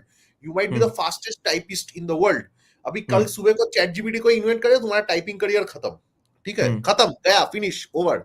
हाँ, but if you have a general aptitude and practice, more importantly, if you have practice for getting the right kind of governance skills, the right kind of political and sociological skills that are essential, the language skills, then you can benefit even in a period of relative stagnation and relative poverty, among others. Yeah, take the ChatGPT example only. Let's say it's a typewriter who is probably first generation graduate and kind of that from that family, and therefore most probably in such a situation probably not Brahmin. If typewriting goes out of business, he loses his job, he probably has to set up a tea stall. The Brahmin, since he has grasp on knowledge, language, literature, he will use ChatGPT to his own benefit only. Even ChatGPT won't be able to fuck with him. Precisely. और देखो यही होता है whenever, देखो knowledge, वो जो technical lobby है, the bureaucracy, that has benefit, whoever has been a part of the bureaucracy has always benefited. You have Caste caste was completely a bureaucratic caste, na? So caste was always also dominated in Bengal and other parts of this country. So Brahmins were also, they were beneficial of this. So ये अलग कोई नया चीज नहीं है. You have to just see, nobody, हमको लोग ये भी अभी बोलेंगे कि we apologize for Brahmins. Some people will say we hate Brahmins, okay? But we are just giving you the historical and sociological reality of why things are happening. Yeah, because it is true. What we are pointing out is that yes, Brahmins were collaborators, maybe even the first ones to collaborate. Yes, it's absolutely true. But why it's important to point out even today is because commies who are the beneficiaries of this, commies whose parents are probably collaborators of the CPI and Trinamool, they will not admit this. They will pretend to be against Hinduism and Casteism and Brahmanism. उन भोसरी वालों को याद दिलाओ, हमको नहीं, हमको ये पता है, हमको सोशल रियलिटीज भी पता है. हम तो इतना तक भी बोलेंगे कि हाँ, तो सोशल रियलिटी आज भी है कि तुमको कोलैबोरेट करना पड़ेगा तृणमूल सीपीएम से, इसलिए कर रहे हो, तो मादरचोद वो एडमिट करो. वो एडमिशन का बात यहां चल रहा है, which is why it seems like we are defending Brahmins of that era, but we are just saying that was what it is, what it is. It was what it was. तो उन लोगों ने वो किया, उसके लिए extra blame दोगे या क्रेडिट दोगे या फिर एक्सेप्ट कर लोगे, वो डिसाइड करो. और आज के ब्राह्मण्स को भी कंपेयर करो उनके साथ, और फिर बाकी कास्ट को भी कंपेयर करो. अच्छा, नीनर a last comment I just highlighted. Wait. I have to take one question from Rahul Chakraborty. He said this a long time back, that take my previous question because it's a very, kind of a pointless question. There's nothing we can do about it. He's saying, what can we all do to bring back the business culture in Bengali Sanatani families? You fucking can't with a government who is not pro-business. Government भी होने से नहीं होगा. Because I'll tell you something, bongs are not inclined to do business anymore. Since the early 20th century, bongs stopped doing business mostly. I'm disagreeing with that because the entrepreneurial culture is coming back because of the YouTube vlogging aspect. That's kind of a business, kind of a mindset only. He's planning out things. Yeah. But bongs are not in the habit of taking risks. Bangalore, Hyderabad में भी bongs are there. Pune, Bangalore, Hyderabad, other parts. They will their idea of business will be, I'll invest in the stock market. Their idea will not be कि I'll make some new company and run it. Okay. ये culture ही चला गया है. अभी आएगा कि नहीं government. What kind of governments are there in Bangalore and Hyderabad and Pune? These are all pro-business governments. हाँ, लेकिन वहां पे भी देखो बंगाली जाके वही Bengalis are doing good, like they are in good posts, they are big posts. Maybe they are earning 2 lakh rupees a month or 3 lakh rupees a month, right? But they are not, they are not focusing on building their own company or whatever. And even when bongs do it, they buy a flat, or उनका हिसाब से flat खरीद के या घर खरीद के कुछ करेंगे. Okay. So that is the whole thing. ये देखो, look at UP वाले भैया, बिहार का भैया. They will go there, they will first try to, maybe they'll do a bit of manual labor and all, then they set up their own stall or something. वहां से छोटा छोटा करके पैसा इकट्ठा करके कुछ बड़ा करेंगे. So this culture has gone. It is kind of gone. और अभी कैसे वापस आएगा, I have no idea. It will come back when government becomes pro business. Then people will be called in, ones who are willing, ones who are entrepreneurial. Then there will be a cultural shift. अभी तुम cultural shift कर, हाँ तो मैं तो सुबह से शाम थॉमस सोयल और लिबर्टेरियनिज्म का बात कर रहा हूँ. वो लोग जितना तुम देख लो वीडियो में, उससे क्या हो जाएगा? I apologize a bit. I have been to other parts of this country where I have seen bong businessmen also. But ये वो Bengali भद्रलोक class नहीं है. Okay, these are not the bhadralok class. They are not the Brahman Buddhi castes. There are just exceptions like ABP Anand, Obik Sarkar. He is the only exception. Yeah, देखो. I won't lie. I remember now that we are talking about, I remember I have seen these people doing what the Bihar ka bhaiya, UP ka bhaiya are also doing. They are setting up small businesses, वहां से expand कर रहे हैं. But these bongs, when I asked them where their place of origin was, none of them were Calcutta, Bardhaman. Jamshedpur bongs. No. They are even from, let's say, rural areas in Midnapur, or they are from rural areas in sometime in North Bengal. Okay. But mostly what I've noticed, the commonality between the Bengali entrepreneur class, if I can call them entrepreneurs or small businesses, is that they are typically from the rural areas. They are not Dhaka bongs, I don't even consider, by the way. वो नहीं है. But they are not from the Calcutta elite class. They are not from this Bhadralok class. Okay.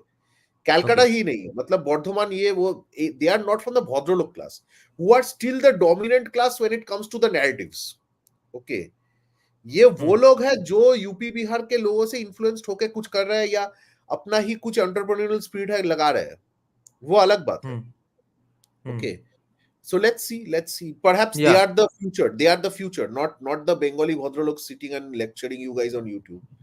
Okay. Yeah. So Buddhadev Bhattacharya is asking, how will they start a business? You'll take a business loan from Narendra Modi. And then give tola, and then go broke.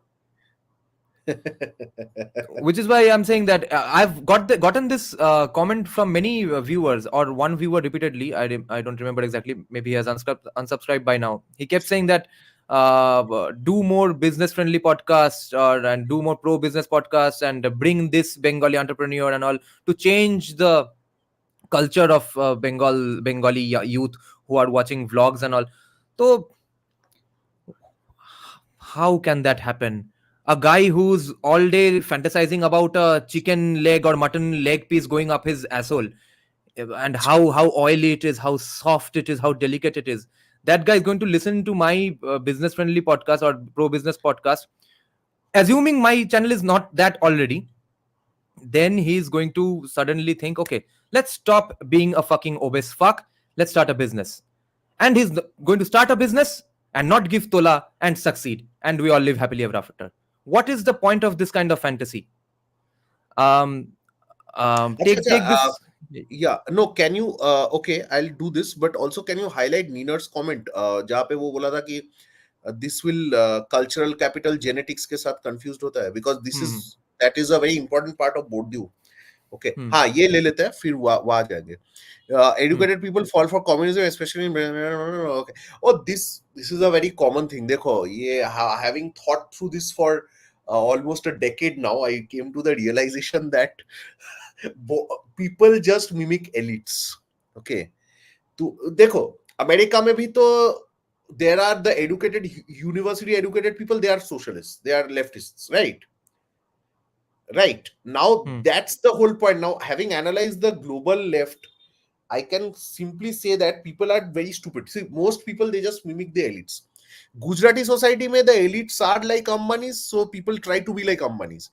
Bengal में क्या हुआ था कि it became fashionable for the भद्रलोक्स and the business class and the upper caste to become business class, मतलब जिनका business class से जो निकले हैं, मतलब the second third generation maybe from the business classes, right, like the descendants of Tagore, the descendants of some these nationalist leaders and all, वो लोग जब कॉमी बन गए तो बाकी सबको भी वो कॉपी करना था.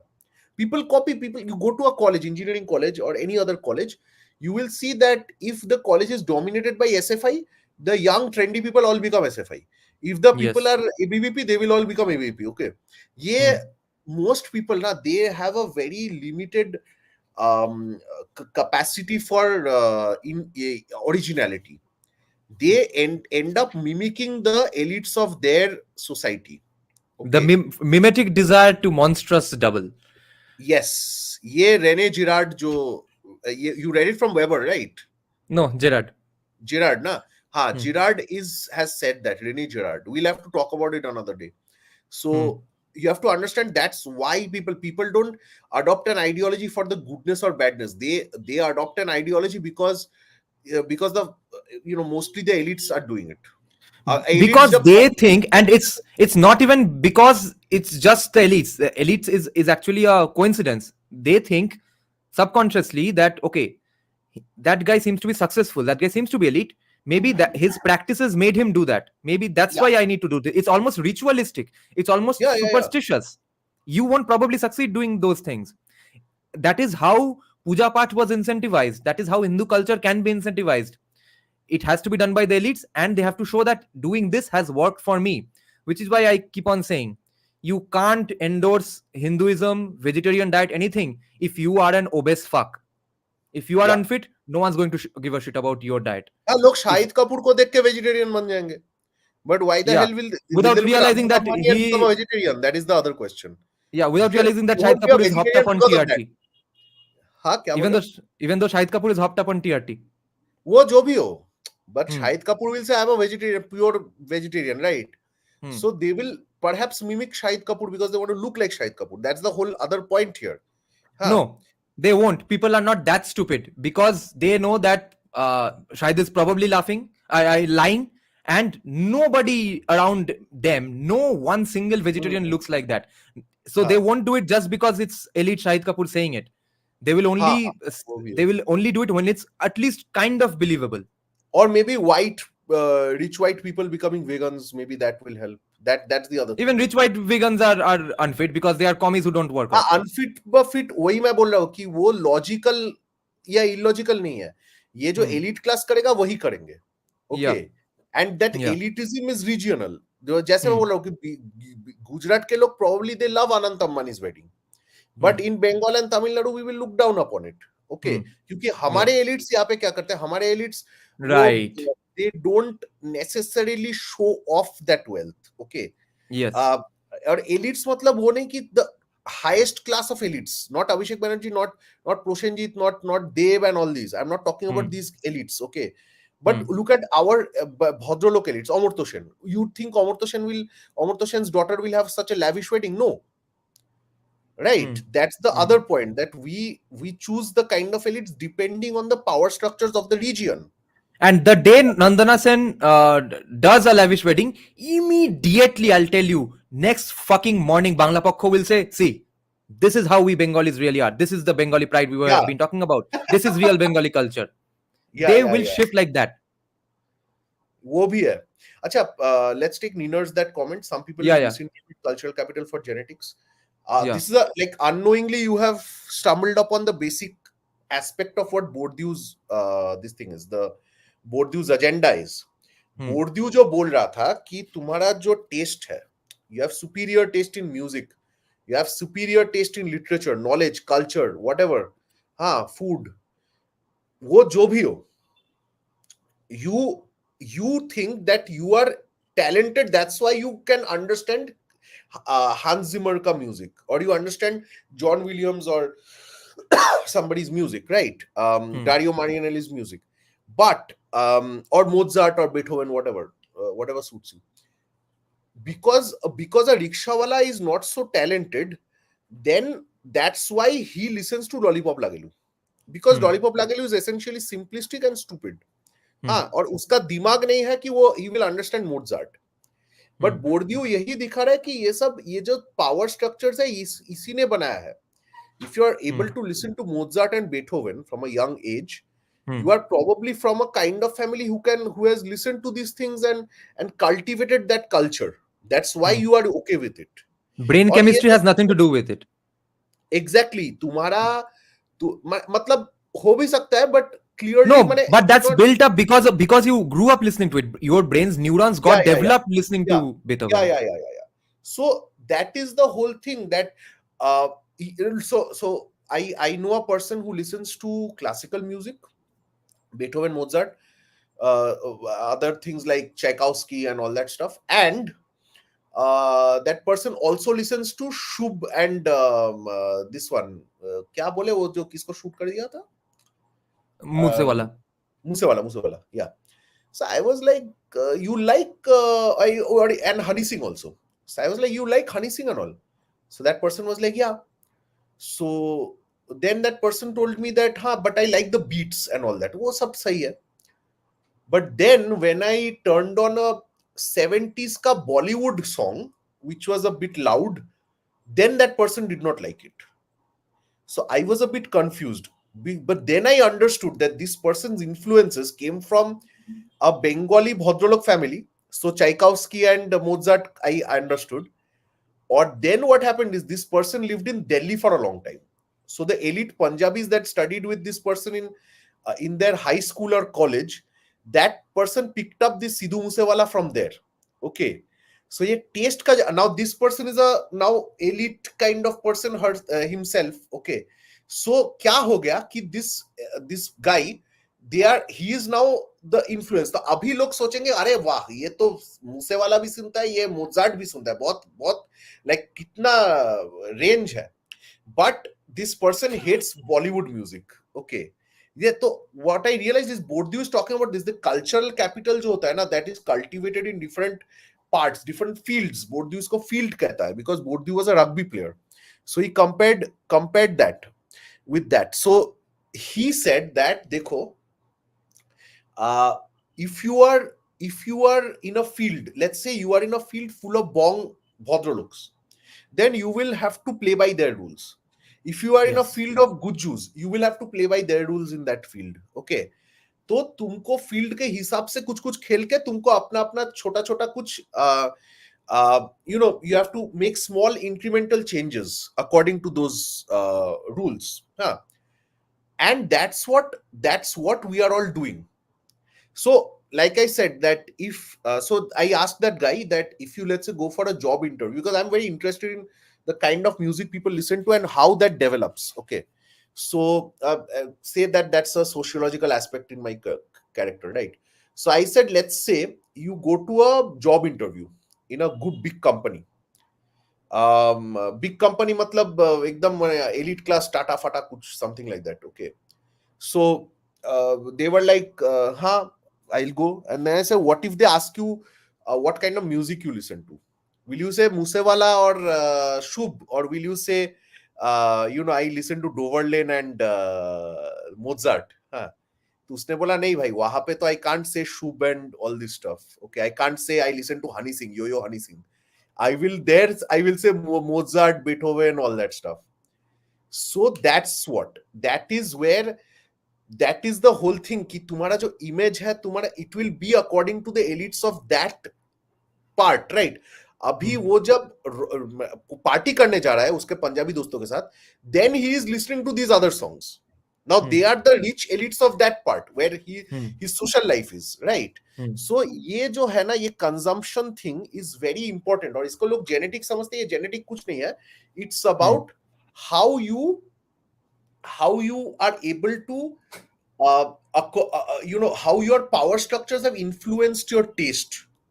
और इसका example तो you and I have discussed at length that how power structures have determined the taste in music of many kinds of Bengalis. Why else would our just previous generations, Bengalis of South Kolkata, people who are in their 60s or 50s, all have an obsession with Latin American music, which I can't stand for some reason. That's the only genre I can't stand. I don't like. Everyone is an expert on samba, raikuder, everything. Remember that Monojit Datta and stuff, Oriental Express. All of that Latin. बंधु सुनते पाচ্ছো? अरे तब तो Such 70s में irritating था genre. वो Latin America में. हाँ अच्छा एक और चीज, bongs have a desire for global elitism. Okay, Yeah. जो global elites में 60s में global elites করে দিয়েছে গুয়ান্তানামেরা. He fucking gets it. ना ये बंगाली है ये मतलब ये इसको मारेंगे हम बाद में. So anyway, let's do that. My point is कि the bongs, okay, they have, since the British period actually, there has been a desire to be global elites. Okay. Yeah. And this aspect has remained. तो देखो form same है, content अलग हो गया. When European music dominated, they listened to their plays and stories and movies were Yes. Shakespeare চোদা সবাই লেওড়া সকাল থেকে রাত জুলিয়াস সিজার আওড়াচ্ছে. Yeah, and now look at it this way.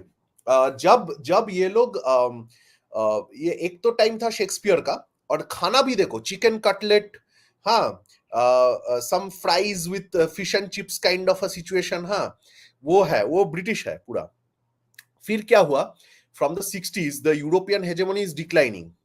Then leftism is coming up, okay, globally. तो global में जो अमेरिकन यूनिवर्सिटीज है वहां पे हिपी बन गए सब, और यहाँ के लोगों को तो वैसे ही कब्जा वब्जा किया था, वो अलग बात है. So the professors and different parts of the global जो elites है वो लोग लेफ्टिस्ट बन रहे हैं. तो बंगाली भी तब लेफ्टिस्ट बन गया, Bengali bhadraloks. And then what happened is they start listening to South American music. South America में एकदम ट्रू कम्युनिज्म चल रहा है तब. हाँ, वेनेजुएला, क्यूबा, आहा, Cuban cigars, Cuban music, Cuban जो भी, दो सब ठीक है, हाँ, वो सब चल रहा है. And there is a thing called this acceptance of, you know, so the global value system was, पहले क्या था, localized था कि तुम जितना अपना कल्चर, अपना देश के बारे में अच्छे होंगे, वो that is good for you.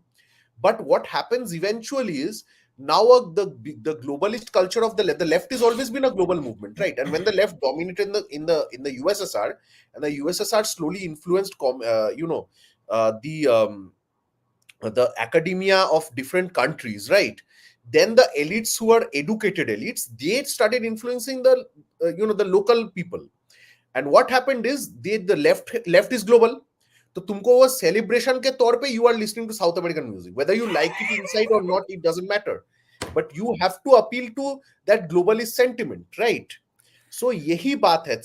And that Latin American music loving uncles are telling me, why are you doing American metal, rock and stuff? Do something Indian stuff. Why are you forgetting your Indian cultural values? Do classical music. नहीं, और ये जो तुम्हारा ये जो rock scene है ना, वो भी इनको बीटल्स गाओ ठीक है, those are okay, those are again very racist and all that, okay.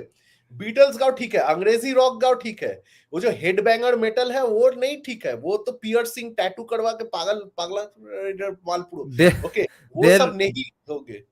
There was a senior guy from Jadavpur University, okay, a far left guy. So he once founded a recording label. So he was trying to give a platform to upcoming bands and stuff. He was trying to do something for the scene. So when he founded this platform, it was actually named after a very commie sounding concept, okay. So it doesn't exist anymore. So when he started doing that, and bands thought, okay, let's get to him and stuff. And the person I learned sound engineering from, his band also went, okay. He used to be a dedicated sound engineer for one particular band.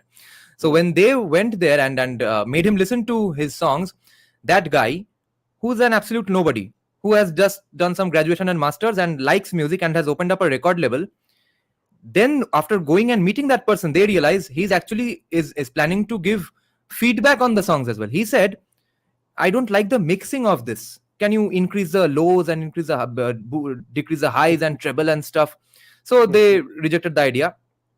that was an insane thing to say, because my sound engineering teacher by then was already the most popular sound engineer in Kolkata rock and metal scene, the scenes that actually required good sound engineering. Because the main problem we used to have with all the sound kakas is that they thought themselves as Virat Honus. Okay, so they think we have provided sound to so many Indian classical concerts and Rabindra Sangeet concerts, we just put the mic and it works. Why do you fuckers need a 1 hour sound check? So we used to have bawal with all these sound fellows. So by then my sound engineering teacher was already a big name in the mixing scene, and he was getting mixing tips from a graduate or master something from Jadavpur University. Now fast forward a few years, Pulwama happens, and he puts up that kind of an idea that it was probably done by the government, or even if so, why do we need to call them martyrs and stuff? They were just doing their government duty. It's like falling into a manhole if you were a scavenger and stuff. Wow. Manual scavenging work. So it's not like if you are in a government office and a fan falls in your head, should I call you a martyr? They were making that argument. So I took screenshots, reshared it, and did not abuse the fuck out of him. I probably made a lot of fun of him. So he texts me in inbox saying that I have heart problems. Why are you harassing me like this and stuff? So first of all, I said that, okay, I don't mean this disrespectfully, but you see, you all hate vegans also. Therefore, stop eating so much beef. But after that, he said, you are a musician. What has John Lennon said? Wasn't he against war? Why are you promoting these violent things like defending soldiers and stuff? So that's the kind of brain and intelligence they have. हाँ, और ये अजीब है, मतलब actually I think Lennon had a song called Revolution, right? Achha, and I think Bill Maher recently made a show against the woke mob, and वहां पे उसने बोला कि अच्छा बोला, so वहां पे बोला कि this revolution, the Rara revolution, is actually a song against commies. Okay, commies don't know it. They just think, imagine there is no war, imagine there is no heaven, तो चलो भाई ये हमारा बंदा बन. तो ये सबको appropriate करते हैं. अंबेडकर तो इसलिए pro commie बन गया है. The biggest irony I've seen is commies loving the Dark Knight or the Dark Knight Rises. Okay. पूरा उनके खिलाफ फिल्म है भाई, तेरे खिलाफ फिल्म है. Bane is a Maoist revolutionary leader. देखो, this is the fun thing. This is what I'm saying. Because the international elite class likes Christopher Nolan, because his films are sufficiently complex according to them, so they are now loving the Dark Knight and the Dark Knight Rises and whatever, right? लेकिन movie तो तेरे खिलाफ ही है. So the idea और वो दिमाग में घुसा भी नहीं. Yeah, they didn't even understand, right? So that's the whole point, that देखो तुम्हारे खिलाफ ही नोलन है. Nolan is saying, some guy said once that किसी ने मेरे साथ मीम शेयर किया था कि बेन जो बोला है डार्क नाइट राइजेस में, सेम बात केजरीवाल बोलता है. Okay, so except Bane looks far better, but the whole point is that but look at it.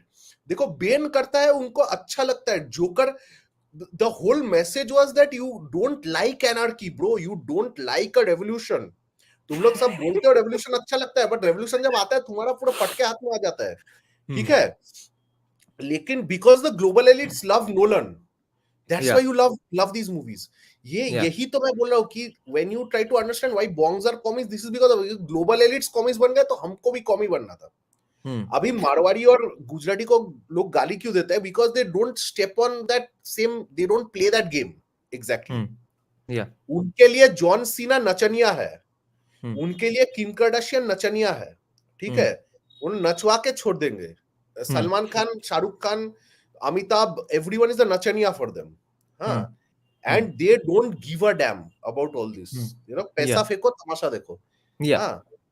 तो that is why these people they can't tolerate कि ये देखो, they can't accept that we don't have the money to do this at some level. But their counter, देखो, elite तो, when people say it's elitism is not a grade. Elitism is very situational. Honor, respect, elitism, These are very situational. I might be an elite in my para, but if I go to a different para where nobody knows me, nobody gives a damn who my father is. Nobody gives a damn what I am, what my degrees are, what my achievements exactly. are. Right? वो जानने में उनको 10 साल लग जाएंगे. So that is the whole point, that it's a very, the elite, the concept of elitism is very situational. और यहाँ पे आधे लोग कॉमी, तो जहाँ पे commies are elites, they are the local जो सस्ता elites है वो भी elite, वो भी कॉमीज है. और गुजरात में the elites are Ambani, Adani. So the most, even the sasta elites are sasta versions of Ambani and Adani. Okay. Yeah. That works. Now, the last question I have for you today is something Nina that actually brought up a while back. He said that, Mr. Sociologist, do you randomly do sociological analysis of people like this? So this brings to my mind, which something I argued yesterday while discussing our Swapan Dasgupta Ram Madhav's appearance on National Conservatism platform. Okay, so I said that some states have different expertise. Some because some values and some best practices of in a specific field are discussed in some localities. So in general, India may be good at something. In general, USA may be good at something. Then you can break it down into more granular details. In general, Gujarat is probably good for something. In general, West Bengal is probably good for something. Then even inside the states, this area of West Bengal is probably good for something. This area of West Bengal is probably good for something else. So just like all the best metal bands of Kolkata from the 2010, 11, 12, 13 scene, coincidentally, all rehearsed at the same place in Goria. Okay, because everyone was exchanging everyone's ideas. Everyone was exchanging best practices, how to best make the tone, how to best practice this particular scale and shred and stuff. Okay, so in the same way, I'm arguing Maharashtra, Gujarat, I think people have a general bent of mind towards entrepreneurialism. Whatever be the historical context, I'm not giving a shit about that at the moment. It is what it is at the moment. And at the moment, I think in Tamil Nadu and West Bengal, people have a general bent of mind, a social sciencey bent of mind, because of our highly politicized society. We are always in activist mode all the time. We are always standing up for somebody or against somebody. Okay, therefore, shouldn't is there, how much do you agree with this idea? And therefore, how much should the central government take notice of this and therefore use specifically Bengalis only to counter commie narratives, and maybe Tamil people, Tamil Brahmins, and I think Bengalis specifically? No, so it's not about using them specifically. JSD has done a wonderful job, right? Yeah, they can't be hired just on the basis of point. Yeah, they can't be hired on the basis of race. Yes, but they must take note that these are people who will probably be good at it anyway. Yeah, because Joe Hacky, because we are fighting on the front lines in many ways, or we have fought on the front lines.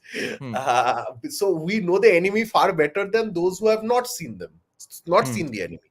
Yeah, so, yeah, but I doubt that the central government currently is very interested in defeating communism as an ideology. ये problem अलग है कि उनको पता है problem, but whether this देखो, so commies are essentially goons for hire.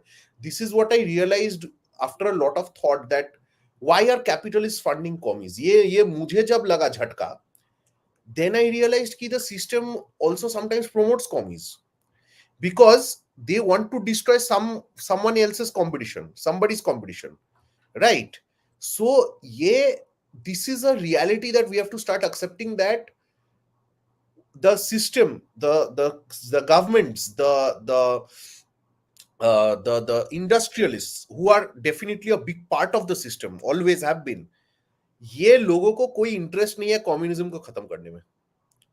Once you realize that, you will know why the anti-communist fighters from Bengal and other parts of this country who have faced the brunt, who are the best fighters, they are not used in the fight. That is a sad reality that we have to accept.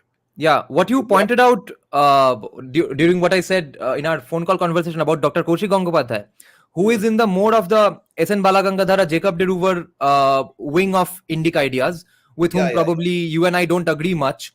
He's also the mainly the Jesai Deepak idea behind India's past and caste, etc.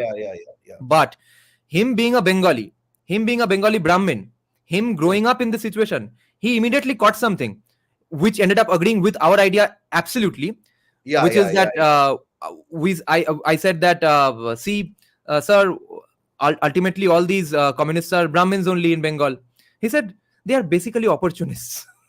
He knows these people inside out from hanging out with them all the time.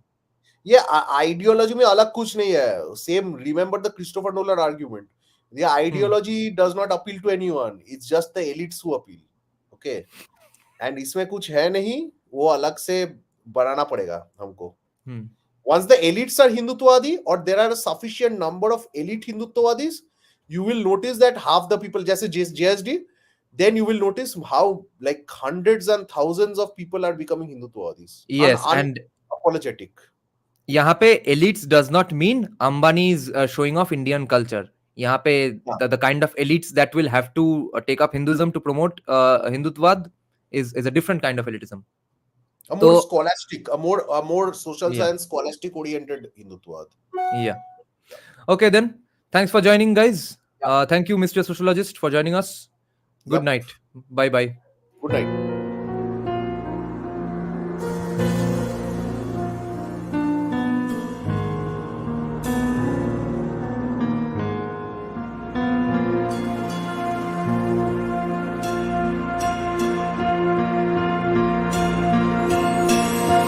श्रवरूढं महाभीमं गुणाद्रष्टाङ्गरप्रदम् अस्य युक्तं त्रिनेत्रं च कपालकर्णिकाकरा मुक्तकेशीं नरज्यः पिबन्तीं रुधिरं चतुर्बाहु समायुक्तं वराभयकरं स्मरेत् चतुर्बाहु समायुक्तं वराभयकरं स्मरेत्